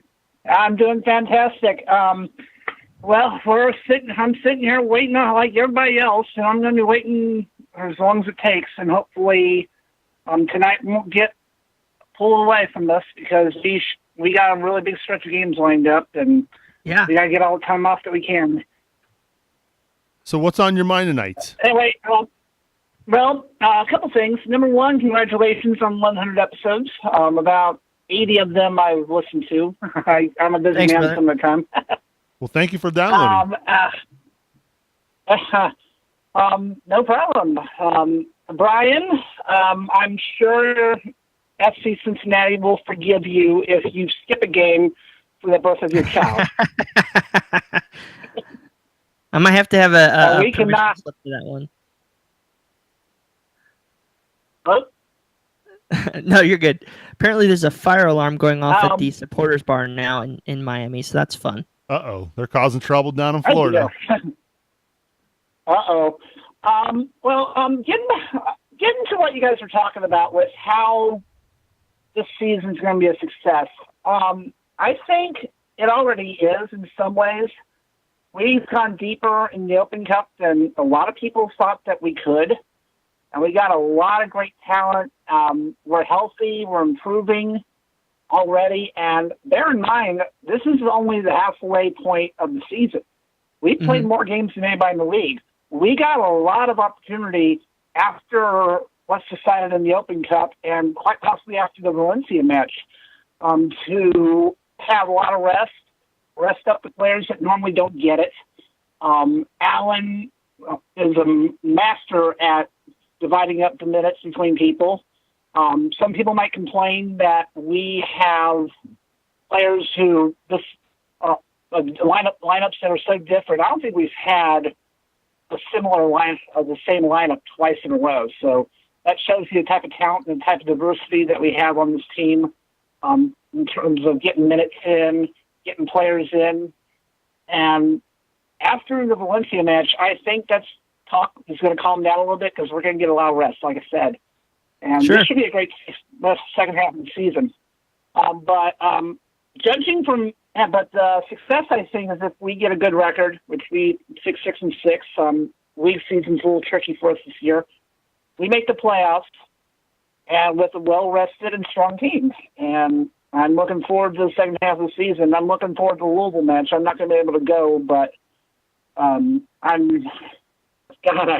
hope we win that game and shut down rural space, and I hope that the fans in Miami our fans down in Miami and theirs are staying dry and maybe listening to us. I hope I you're want to right. get some 2 cents in. I want to get some 2 cents in. I'll let you guys go. And Oh, we'll Rob. have a game tonight. Rob, I got a question for you. Rob, are you still there?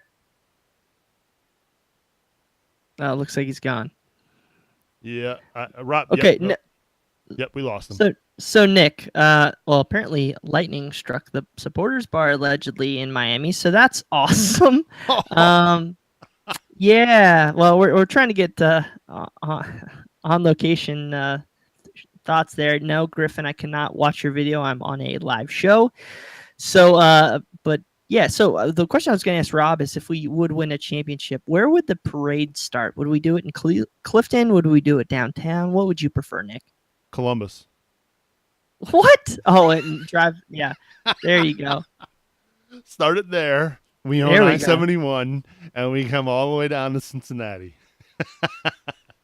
Oh, man. No, I think you started at, oh, gosh. I'd say we ended at Nippert and we started somewhere else. Started off the streetcar line or something. I think it should end at Nippert with the bus driving out onto the pitch right at midfield with everybody on top of the bus like you see over in Europe with the celebrations with everybody's riding on top of the bus. I think that's what they should do. I mean, I'm down for whatever. I just want to win something. All right, man. We've got another. Oh, nope, we lost it. Okay, nope, I thought we had a caller. Guess not. We're like real radio. We lose callers. It's amazing. But they might be calling back here shortly. We shall see. Again, if you want to get in touch with us on the King's Hammer hotline, we're calling it the Coney line tonight. 513-399-KICK. I saw a lot of tweets today from Skyline favoriting and liking things that Lindsey Patterson was saying. Come on, Skyline. We're doing our best. We mention you every single week. Can a guy get some free Coneys? That's all I'm saying. They don't have a delivery service to Toledo. I'll come down. Live looking from Miami, the rain at Ricardo Silva Stadium has intensified as the lightning is still an issue, but the field has started to flood during the recent downpour. From Ryan Schmidt on location in Miami. So, guys, I'm not sure what this is going to happen. Maybe they're going to need like the tennis squeegees and squeegee off the field, whatnot. But yeah, I'm not sure what we're going to do. The Queen City War Pigs on Twitter. Perfect solution. Ready for this, Nick? Yeah. Queen City War Pigs at Cincinnati FC. Solution: as soon as the rain stops, we go straight to penalties. So it's funny that you. So a couple. It was last spring, Bri. We had a soccer tournament up here in Bowling Green, and the weekend was just a torrential downpour. So you couldn't play the games. So what did they do? They did penalty shootouts to decide games for a soccer tournament. Isn't that crazy? So it's not. I've seen it happen, man. It wouldn't happen in this magnitude of a game, but they do There's it. no way. I think you'd be likely to see a coin flip over a penalty shot, but you never know in this with this. I don't know. You got your guy Rob back. We'll get him back on the line real quick. Rob, you're back. Are you with us? Cool. Yeah, I apologize, Brian, that I hung up on you. I heard like half of what I heard, like, "Hey, Rob," and then I hung up. So, what was your question, buddy? My question is, you're a Cincinnati guy. You're always around downtown. I follow you on Facebook. You're a good follow on Twitter as well. Where would a championship parade for FC Cincinnati start, and B, where would it finish? Like a big parade that you really want to know the answer to that question. Oh, no. You really? I believe it would start. I believe that it's a parade that would probably go on for the entire day. There we go. The longest one we've ever had. Because you got the Rhine guys, that's where the DI hangs out for away matches. You got, and I think it should start there. And work its way up to Clifton, ladder 19, maybe do a little turnaround and go to Mecklenburg, go back up, go down where we all march down to Nippert Stadium, and we have the biggest party Cincinnati's seen. Not even the 75, 76, and 90 Reds There you go. cities and rival this party. Uh-oh. I hear something going on there, Nick. That is our good buddy Griff. Uh-oh. Do me, I better let get to Griff. I Yeah, wanted to thanks, ask you a buddy. question. So now, have a good night. Thanks, man. So I hear fire we need alarms to from turn our him boy down. Griff. Turn him down. Griff, do me a favor. Can you push? Let me go get some hearing. Okay. Yeah, we got to cut him out. We got to cut him out. There we go. Well, that was what was going on in Miami, Florida, with the supporters bar. Yeah, I can't believe this is happening right now. Man, the supporters bar in Miami is been struck by lightning allegedly, and that was our buddy Griff calling in with whatever that was. Well, I just saw his face. So yeah, you know. So back to what I asked Nick. I'm just glad Rob didn't say it starts at Nippert and then ends at Newport. Oh. Segway. Oh man. Hey, nothing wrong with Newport. I don't disagree as well. Hashtag build it here. Build it on the on our normal show he said right side of the river. Is that what he called it? Bill Grandesto. Oh my goodness. Too funny.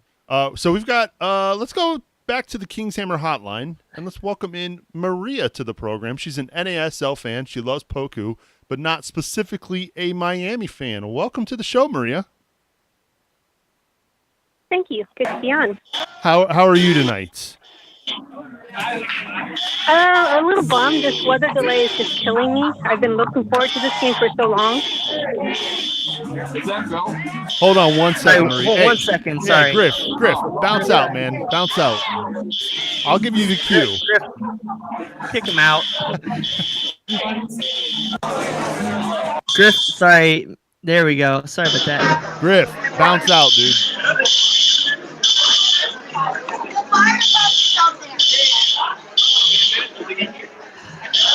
All right. Okay.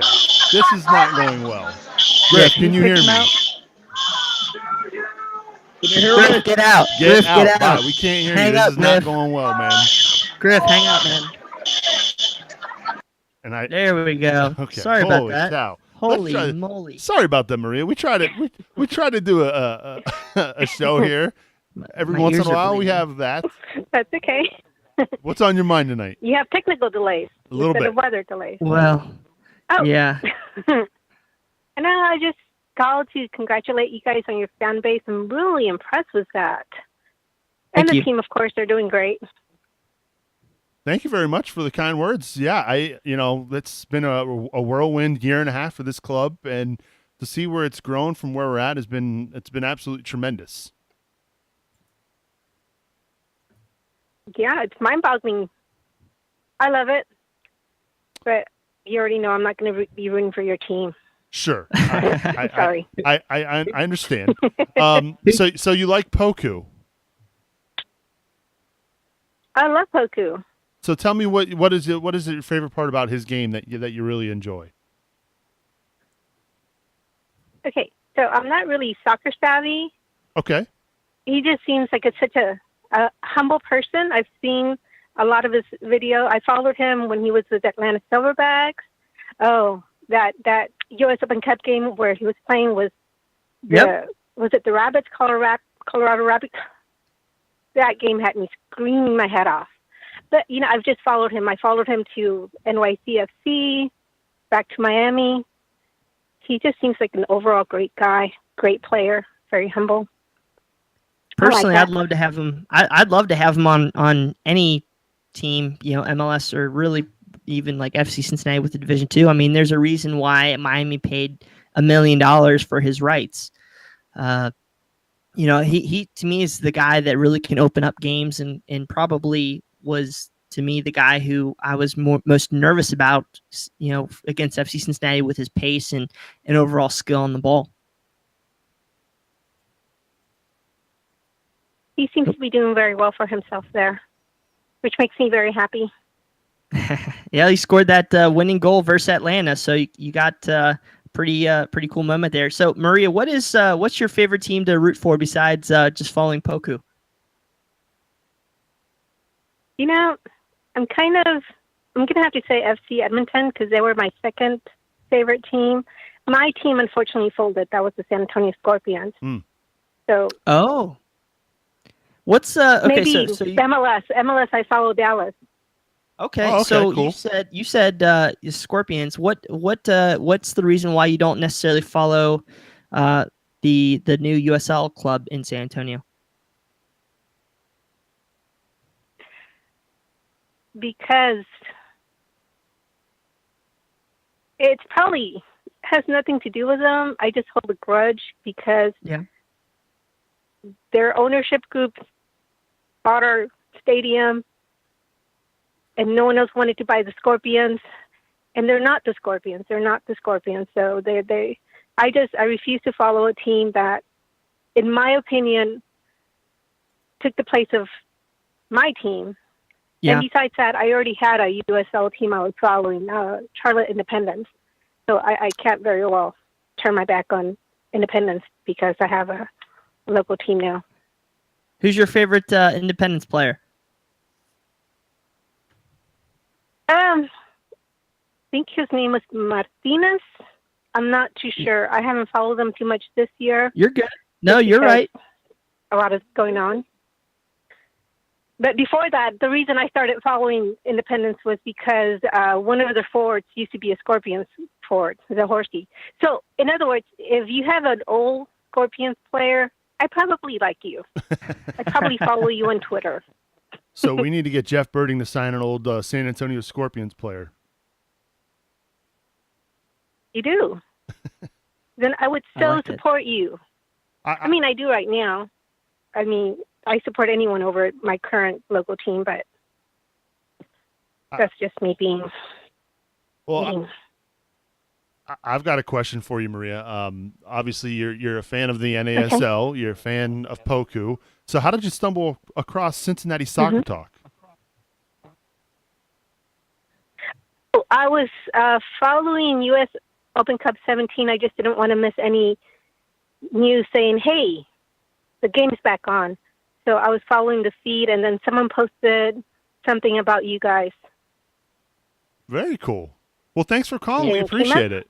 Well, Nick, we do have an update on Miami. You're quite welcome. That's Maria giving us a ring here on the King's Hammer hotline. All right, what's the update, Bri? Postponed. Saw that coming. Yeah. There was no way. Yeah, that's tough. You know, apparently, well, this is kind of funny as well. Apparently, some of the people have moved down the street from the supporters bar to a Peruvian restaurant. So make sure we gotta get Jeff Berding involved in that loop. But so from our buddies at Magic City Soccer who were on our last show, our last March Match Day show, the game is postponed. Makeup date is to be determined, but will not be tomorrow. So it looks like FC Cincinnati will be flying back up to Cincinnati. Magic City Soccer also states that they do anticipate a game next week and that all tickets from tonight's match will carry over. Too bad that does not include plane tickets for the 200 supporters that traveled down there. But, yeah, so that stinks. Yeah, that is a big bummer. Folks like Bill Wolf made the trip. Griffin made the trip. Chris Weimer made the trip. And many folks that I can't even mention. There's so many people that made the trip down there. That is a big bummer. And hopefully, as Jeff Berding said tonight here on our show just a little bit ago, he said we're going to be taking care of those folks, and I hope he does that in a big way. And I'm sure he feels just as bummed for them because they wanted to get that game in tonight. But I guess there is a silver lining. Yep. It means this gives now FC Cincinnati a chance, Bri, to rest up, to heal up. We don't know the severity of the injuries to Austin Berry, to Andrew Wiedemann. Maybe now they'll be available and ready to go for Louisville. Well, I think we need to maybe get Dan McNally on the phone some point, or at least maybe talk to him for a story and see what all the roster changes, the rule changes are. And, you know, guys, this could be an absolute blessing for FC Cincinnati. But, of course, if they aren't able to switch their 18, there might be a reason why FC Cincinnati never truly tweeted it out. You know, they might be able to change some things. So, yeah, we'll see what happens. Yeah, I say we keep rolling here. If people are out there and have any questions, it looks like we still have got a pretty good crowd listening. So if you do have any questions, make sure to call on in. Still, we got lines open. And I want to hear from you. If you're down in Florida right now and you made the trip to see FC Cincinnati play Miami, I want to hear from you. Give us a call, 513-399-KICK. How are you feeling right about now after tonight's match is postponed? Obviously, this was not something that FC Cincinnati could control, nothing that Miami FC could control, but it's just one of those things. And unfortunately, this really is if you think about it from an FC Cincinnati perspective, Bri, this isn't something that has had to happen to this team quite often. I think they've only had to miss or reschedule one or two games. Like last year, the game in Charlotte had to be rescheduled. But other than that, I mean, I think that's it. If my memory serves correctly. Yeah, I mean, to me, I don't know why they can't just move this game over to the Florida Marlins Stadium. Ooh, but no, I'm joking. I mean, it is what it is. We don't want any more of our guys to go out and get injured. The guys, the leadership at FC Cincinnati has done the right thing. I'm sure Miami FC doesn't want to do any injuries as well. This kind of works against them a little bit. They have to travel out to San Francisco, is what Jeff said. So, I mean, they're going to have to travel in back all the way. They're going to have to travel cross country, then back all the way again. So, this might put FC Cincinnati and them, at least on a travel-wise, an equal footing. This just came in from Twitter. Looks like the match got relegated by God. Oh, man. That is great. That's from Blue Meanie Mike. I love that. That's funny. We've got phone lines open, 513-399-KICK. So get in touch with us. If you're following us online and you don't want to call in but want something said or mentioned on the air, hit us up on Twitter at Cincy Soccer Talk. That is our Twitter handle. Of course, if you're watching us live on Facebook, we appreciate you tuning in. YouTube's been blowing up tonight as well. It's just been, as disappointing as it is that we don't have a match tonight, it's still just as fun to be able to sit here, talk to folks from around the country, and really bond as a fan base. That's the way I'm looking at it. We had a family bonding night. This show's gone an hour and 40 minutes. By the way, hour and 40 minutes. And is now longer than this. The longest show in the history of Cincinnati Soccer Talk. The last week's show was the longest. We've now topped it. Yeah. Well, keep going. I mean, people are still tuned in to great numbers. So if you guys still have any questions, we're trying to keep everything updated as best we could. I guess you can go and watch the U.S. men's national team right now, or you can keep hanging out with us, or no. You come and watch at the same time. Yeah, sure. I don't even know what's going on in that game right got now. This tweet from Sarah McCauley. I got to give a shout out to Sarah. She says, "Really sucks for the 300+ fans that made the trip." Oh yeah. Absolutely does. This one from Vince Waselli. He says, unfortunate for those who made the trip. Let's get healthy and get options for Coach Koch. So keep sending us your tweets at Cincy Soccer Talk. Again, we've got phone lines open, 513-399-KICK. Joseph is standing by ready to take your call. Let's go to the phones, the Coney phone, and let's welcome in Steven to the show. Steven, welcome to Cincinnati Soccer Talk. He's down in Miami. Hi, thanks, you guys. Are you down in Miami, Steven? Thanks, you guys. No, I'm not. Oh, okay. I thought it was... Never mind. Northern Kentucky. Build it here, right? Northern Kentucky. Yeah, that's right. What's on your mind? Build it in Newport. I just had... I'm a first-time listener. Saw you guys on the Reddit game thread, so I'm a first-time listener, I guess. Awesome. Right. Thank you. Had a question that has been burning in my mind ever since last season, but because we're a second tier team and second year only, how much turnover in players and possibly coaches should we expect for this coming season and next season, I guess? Yeah, that's a good question. And we're kind of seeing it right now with the moves Coach Koch has made this week with the 3 new players. I think that was also in large part due to the fact that right now they're quite banged up and they need more and more depth to survive the rest of the season because right now they're hurting. So I think there's a couple factors here, Stephen. One, with the way that the coaching change occurred last year, it didn't really give Alan Koch a chance to bring in his guys, so to speak. It didn't give him a chance to mold his roster. I mean, this is in large part still a work in progress. And, these are a lot of John Harkes' guys. And so I think you're going to see, right. I'm not necessarily saying that you're going to see a lot of changes, but I think there are some things that Coach Koch wants to improve on. And he wants to be able to probably a little bit more versatile, to try different lineups rather than having a makeshift throw out a 3-4-3 one weekend and a 3-5-2 another weekend, just due to the fact that you've got so many injuries. So I think versatility is something he's going to really try for this offseason. Would you agree with that, Bri?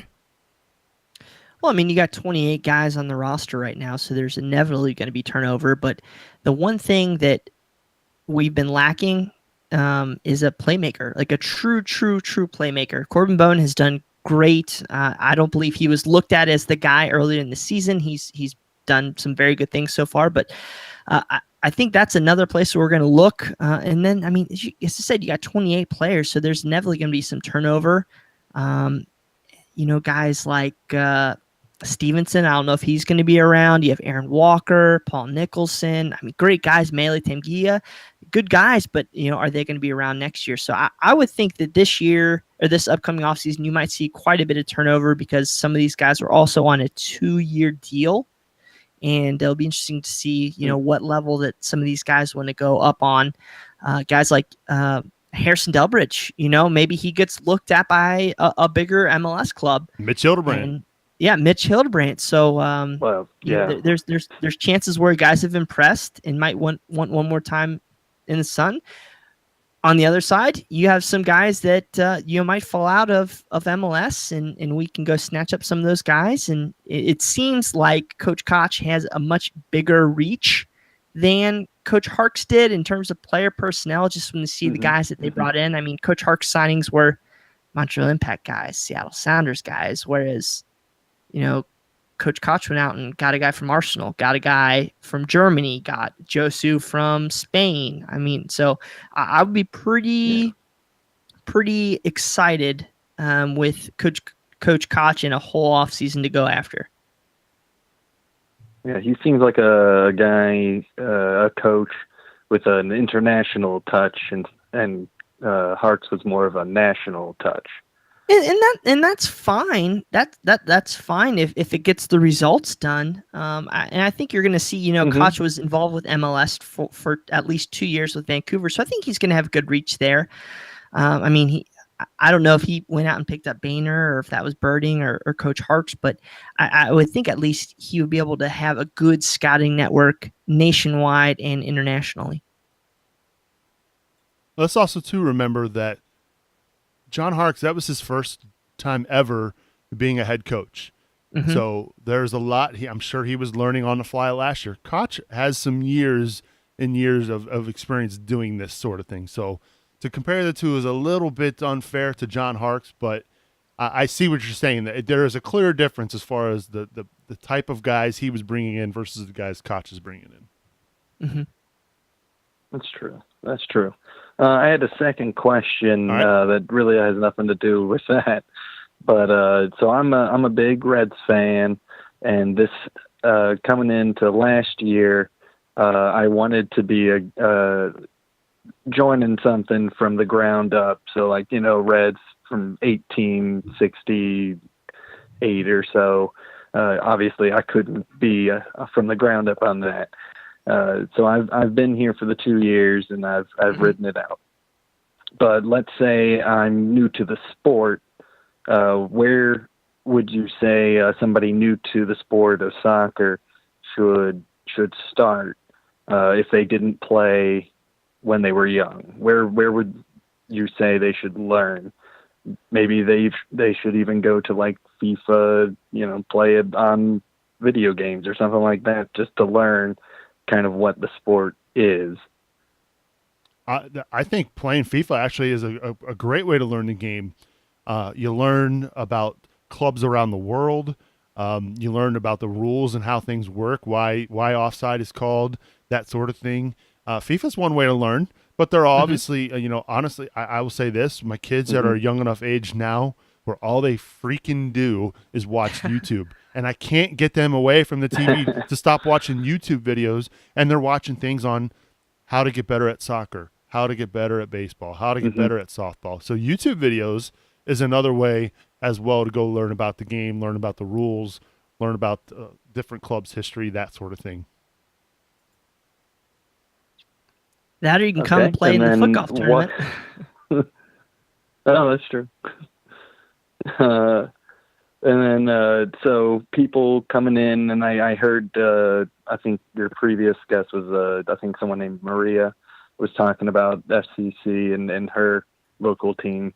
But, so what if someone who's coming into FCC, and might also be new to the sport, what game do you think they should watch first? Do you think they should watch a game from the first season, or should they watch, our big MLS game? Or would that big MLS game have such a large impact on what they think FCC is that if they watched any of our other games, it might not be quite as exciting? I mean, if I could have every fan watch Chicago time and time again, even though the first 60 minutes was not beautiful soccer, I think I'd do that. I can't tell you how many fans have come up. I brought this example 1,800 times on our normal show with my father, baseball guy, he never played soccer a day in his life. And all he can talk about now after that Chicago win and the passion the crowd showed and the people involved in that is how exciting FC Cincinnati is. Now, you're not going to get beautiful soccer all the time in USL, but we have the opportunity at FC Cincinnati where our ownership group is smart. I'm going to take it a little bit of this isn't a shot at Tampa Bay, but Tampa Bay tries to price themselves as an MLS club, whereas FC Cincinnati tries to get people in the door. And if you can build this huge group of fans and get people involved versus trying to build yourself as something unique and prestigious, I think that's the way to do it. So if you can just get people in the door to watch any game, but of course the excitement of the Chicago victory, I think that's absolutely the way to go. But the one thing that's special really about this club is how many supporters, and when I mean that, I mean season ticket holders, people that go, that offer to bring their friend for free, that offer to buy them a beer. And that's something that's unique, to get people to come to games. That's something that's unique about our market. That's something that's unique about our club. And that's why I think we're going to be MLS before and then these other places, because, our entire support group of FC Cincinnati, the supporters, just do an outstanding job. So, credit to all those guys. And I know there's a little bit more of a comprehensive answer to your question, but, we're definitely a part of something special right now. Yeah, I would have certainly agree. And, I've watched all those YouTube videos of, are we the new soccer homeland or heartland or whatever for America and all that stuff. And it's definitely something unique. And I'm a season ticket holder, and I'm in the Bailey every game, haven't missed a game. It's definitely unique. Something I've enjoyed it quite a bit. And I'm gonna get off, and I'll just keep watching it, guys. You do Thank you. Good work. Thank you, Stephen. Appreciate the kind of words, and don't be a stranger. Call us again, all right? All right. That's Stephen on the King's Hammer hotline. We've got lines open. Yosef's doing a good job tonight screening the calls. They just keep coming in. So unfortunately for joining us late, I'm sure you've heard the word. FC Cincinnati's match tonight against Miami FC has been postponed with a date to reschedule to be determined. Looking like probably a game next week. Let me just read this. I know it doesn't really answer too many questions, but this is an official release from FC Cincinnati. The Lamar Hunt U.S. Open Cup quarterfinal match between FC Cincinnati and NASL side Miami FC has been officially postponed due to lightning and thunderstorms and will be rescheduled at a yet-to-be-determined date. The match never began due to weather and lightning that began shortly after 6 p.m. The two teams cannot play tomorrow due to Miami FC's travel plans to San Francisco this Saturday, in addition to FC Cincinnati's scheduled game at Louisville. Fans have, So I mean, that's kind of what Jeff said earlier. Is it's going to be a coin flip. It's going to be up in the air with what happens here. If you're just joining us, we had a huge announcement today on our website or on our social media about. And by the way, I could not have done a better job hyping that up yesterday, right? I mean, I really, really hyped You that were message excited, up. that's for sure. We've got the brand new Hell is Real t-shirts on sale right now. If you go to CincinnatiSoccerTalk.com/shirts, and if you use the promo code CST Podcast for the next 48 hours, you can get free shipping on your order. So I'm really excited to partner up with my good buddy, the one and only Ryan Fowler from OhioMemories.com, and he actually joins us now on the King's Hammer Hotline. Ryan, welcome to Cincinnati Soccer Talk, buddy. Good evening, guys. You guys, I got to tell you, I've sat back here and I've watched you guys go for the last 2 hours, and the one thing people at home need to know, and Superling and I go back to BGSU. So we started in our media history back at BGSU. What was that, 2002, 2001? So it's been a hot minute. What you've been able to do, both of you, for the last 2 hours to kind of entertain the masses as the water came down there in Miami is incredible work. I have to applaud the effort that you guys did, because you've kept everybody up to date. You've informed, and that last caller, he actually stole some of my thunder, no pun intended. Yeah, I kind of wanted to get your guys' sense of, okay, is the timing just right? The Reds are kind of in a rebuild. The Bengals, they just can't get over that hump. And, you know, Xavier and Cincinnati basketball at the collegiate level is high-quality basketball, but is FC Cincinnati, are they carving out, and we could talk about T-shirts here in a second, but are they carving out the timing is just right for them? And because, again, I was at that Crew game, and the previous caller mentioned, as I filibuster your entire show, the Chicago Fire game I wasn't at, but I was at the Crew game, and there was just a hum in that building where you can't replicate that. It's hard to replicate that at a big event like a Super Bowl or a Final Four. You guys had it in this tournament, and this fan base just seems passionate. I'm trying to figure out from you guys, though, what is it about the timing of this that everything's making sense, and there is such a huge rush of adrenaline for this fan base as it continues to grow? I can tell you from personal experience, and I've talked about it before here on this show. For me, it was that last playoff game the Bengals were in. The way they lost that to the Steelers just was an absolute backbreaker for me. And I was just tired of the same old with that team. We knew the Reds were going to go through a rebuilding process by just the sheer amount of people that they let go. Some of their top talent that we watched grow from the farm system to trade them away. Now, I understand that's kind of how baseball works. But you also know that means 3, 4, 5, sometimes, and with this Reds team, decades before they're good again. So for me, it was the perfect timing to bring soccer to this region. You had a lot of people who were fed up with the Bengals and the way they were portrayed, whether it be very negatively through the media, just the antics going on with that team. I think people are tired of the act. You've got people like my mom who couldn't stand the Bengals, not a football fan, not really a Reds fan, but now she's got something to be passionate about. I've never seen her more passionate about anything in my life than FC Cincinnati soccer. And this is from a woman who watched me grow up playing soccer, watched me grow up playing football and baseball. I've never seen her more passionate about a professional soccer team ever. So for me, I just think Jeff Berding, he knew exactly what was going on. He's talked about it before. He had a chance to look at the NFL ad books. He saw the demographics shifting drastically towards soccer, and he knew exactly what he was doing by striking when the iron was hot. And look what he's done. I mean, he has done an absolute fantastic job, and I genuinely believe you're seeing a major shift in this city.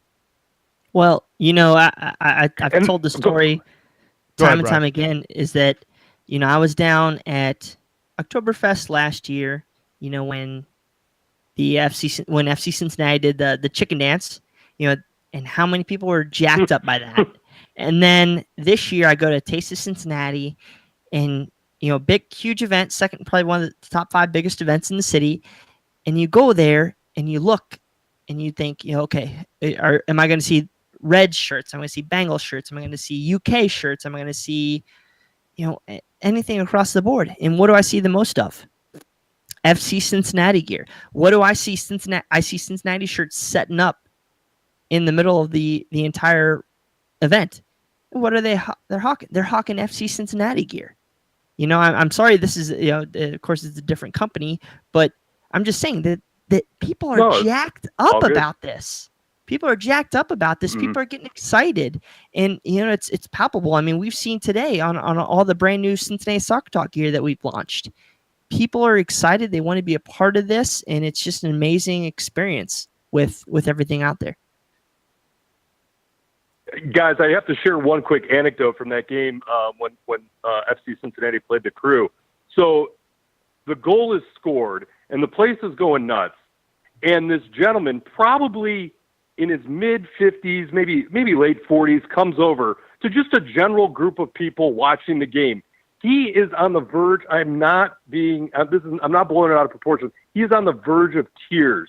That goal and that environment and in that moment, he grew up playing soccer. It sounded like he played he didn't mention it by name, but it sounded like he played collegiately and then played some minor league soccer at some lower levels growing up. But he was on the verge of tears from that goal. The game hadn't even been decided. I think there were still 20 minutes or so plus stoppage time on the clock, and this guy's on the verge of tears. At that moment, I'm like, okay, everybody, I grew up in Cleveland. I moved to Cincinnati. I've lived here 7 years. You grew up in Cleveland. There's no soccer. There was Indians, there was Browns, and then there was Cavs, and it was horrible. But then you come down here, and the Reds are going through a rough time on the rebuild. The Bengals can't get over the top. But this FC Cincinnati team is bringing fans up to the verge of tears. I mean, are you kidding me?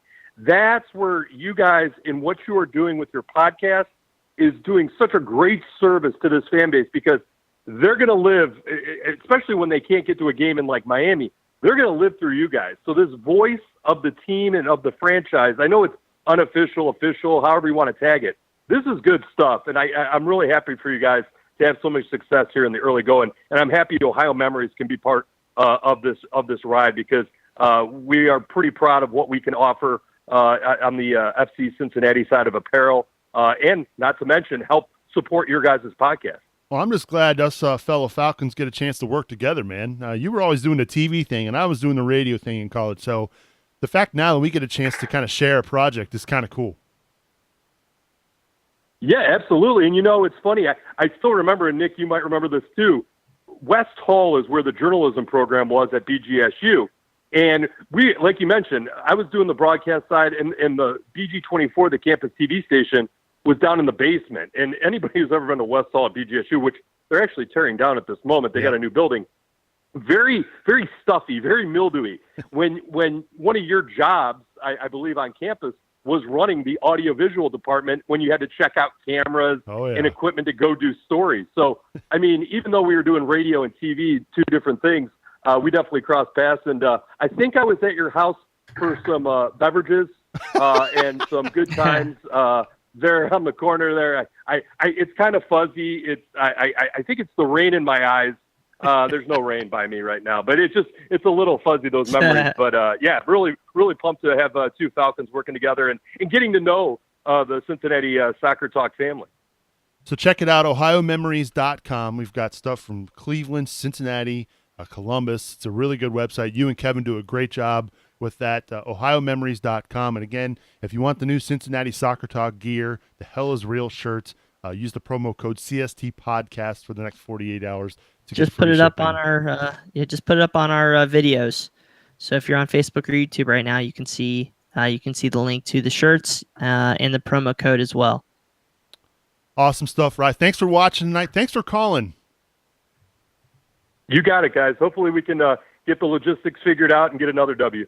I love it, man. Appreciate the call, buddy. Take care, guys. We've got another Ryan on the phone. Let's go to this is another Ryan in Cincinnati. Hi, you're welcome to the Coney phone, the King's Hammer hotline here on Cincinnati Soccer Talk. Hey guys, what's up? What's happening? Nothing much. Disappointed about the game got postponed, but got a pretty good question here.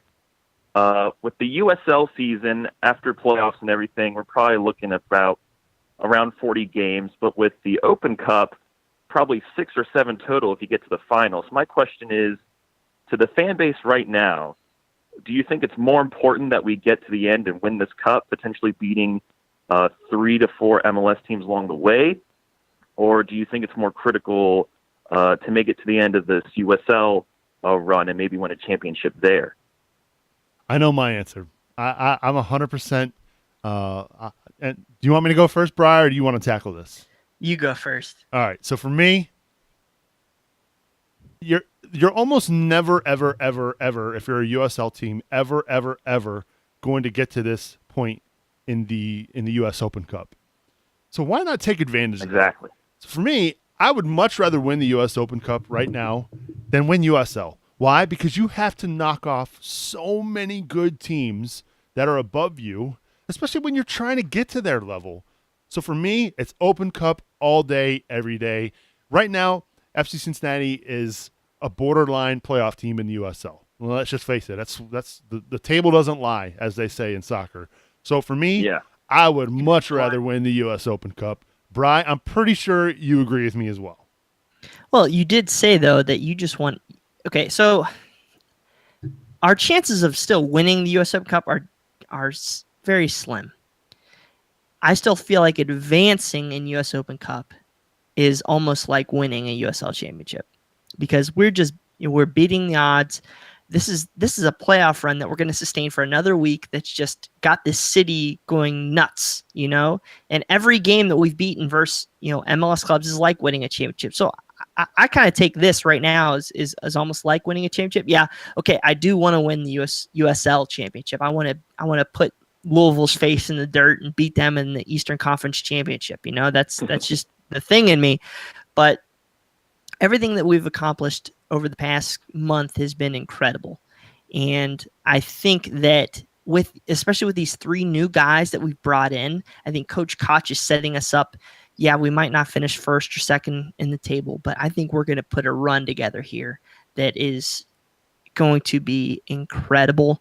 We've got a lot of our toughest road games out of the way, and I think it's just going to be a squad that nobody's going to want to play when it comes to the last 10 or so matches of the season.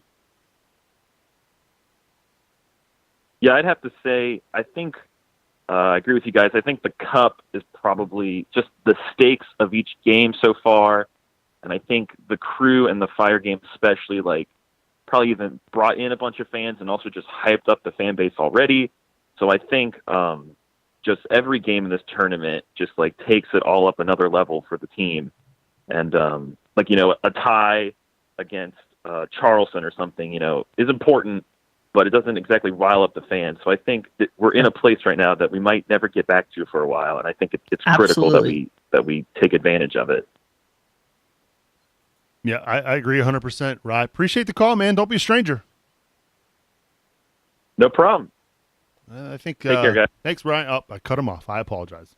We just need more practice doing this, right? And we got to do maybe we should make this a weekly thing, Brian. Yeah, I know you got a lot on your plate right now. Yeah, I was just gonna say, the whole baby kind of coming any day. We thought, Lucy's, my wife's name's Lucy. We thought that she was going into labor yesterday, but that didn't turn out to be anything. But hey, why don't we just move this game up to Cincinnati next week? I think we could probably put together 20, 30,000 fans together. I'm with you. Move the gate and give the gate to Miami. Shoot, that's fine by me. Let's just get this game up here. Come on, Jeff Berding, make it happen. Probably won't happen, but. No, but well, again, I think it's time we wrap this thing up. We've gone over 2 hours tonight here for this podcast. It's been a lot of fun. How does Lance McAllister does this? Not fun for those who flew down to Florida and made the trip. And I genuinely feel bad for everybody. We're kind of seeing that on social media now. A lot of people venting their frustration about the fact that they flew down there. I mean, what do you want them to do? I mean, they can't play tomorrow. They're not going to play the game tonight at midnight. They're not going to put people in danger. It is what it is. And so what? You all got to enjoy 2 hours with Brian and Supes. Does it get any better than that? I mean, come on. Well, as we I had fun, buddy. Yeah, as we wrap things up, Bri, you wanna give your final thoughts? Props to everybody going down there. I hope that this is of course, it didn't play out like we all wanted to, but I hope this is the first of many future trips for FC Cincinnati supporters traveling for awesome games. Today, we learned through Brian Strauss of Sports Illustrated that Las Vegas is coming into the league, so maybe Jeff Berding can finagle and get a out-of-conference trip to Las Vegas next year, and we all can go party because it never rains there. So, I think that we look forward to that, and we appreciate anybody else who listened to the first time tonight, and we hope to see you guys every Tuesday night. And hopefully we can earn your trust with providing great content for FC Cincinnati. Yeah, it's pretty crazy. We've done 100 of these things now. Yeah, it's been a lot of fun to see the show grow like it has. To get, I mean, we got folks who aren't even fans of FC Cincinnati calling us tonight. That's certainly a first. So, and we got to get my dad on the show, which was a lot of fun as well. Even though we still got to get him learning what Twitter and Facebook and all that other jazz is, but it's a work in progress with my dad. But I'm going to give a big shout out and thanks to Yosef Sagai for screening our calls tonight. Yosef, he it was one of those things. He was planning on watching the game tonight, and then he hopped in and just volunteered. And Yosef, we appreciate you, buddy. Thank you very much for doing that. Got to give a big shout out and thanks to everybody who called in tonight. We got to give a shout out to Griff. Griff, if you're listening to this later after the fact, we tried our best to get you on the show live with video. Probably not my best idea. I will wear the blame for that one. So again, go get your Hell is Real shirts, right? These things are awesome. A great design. Killer, yep. They are on fire, as the kids say. CincinnatiSoccerTalk.com/shirts. You get the free shipping up until Friday night at midnight. Use promo code CST Podcast. That is going to do it for us this evening.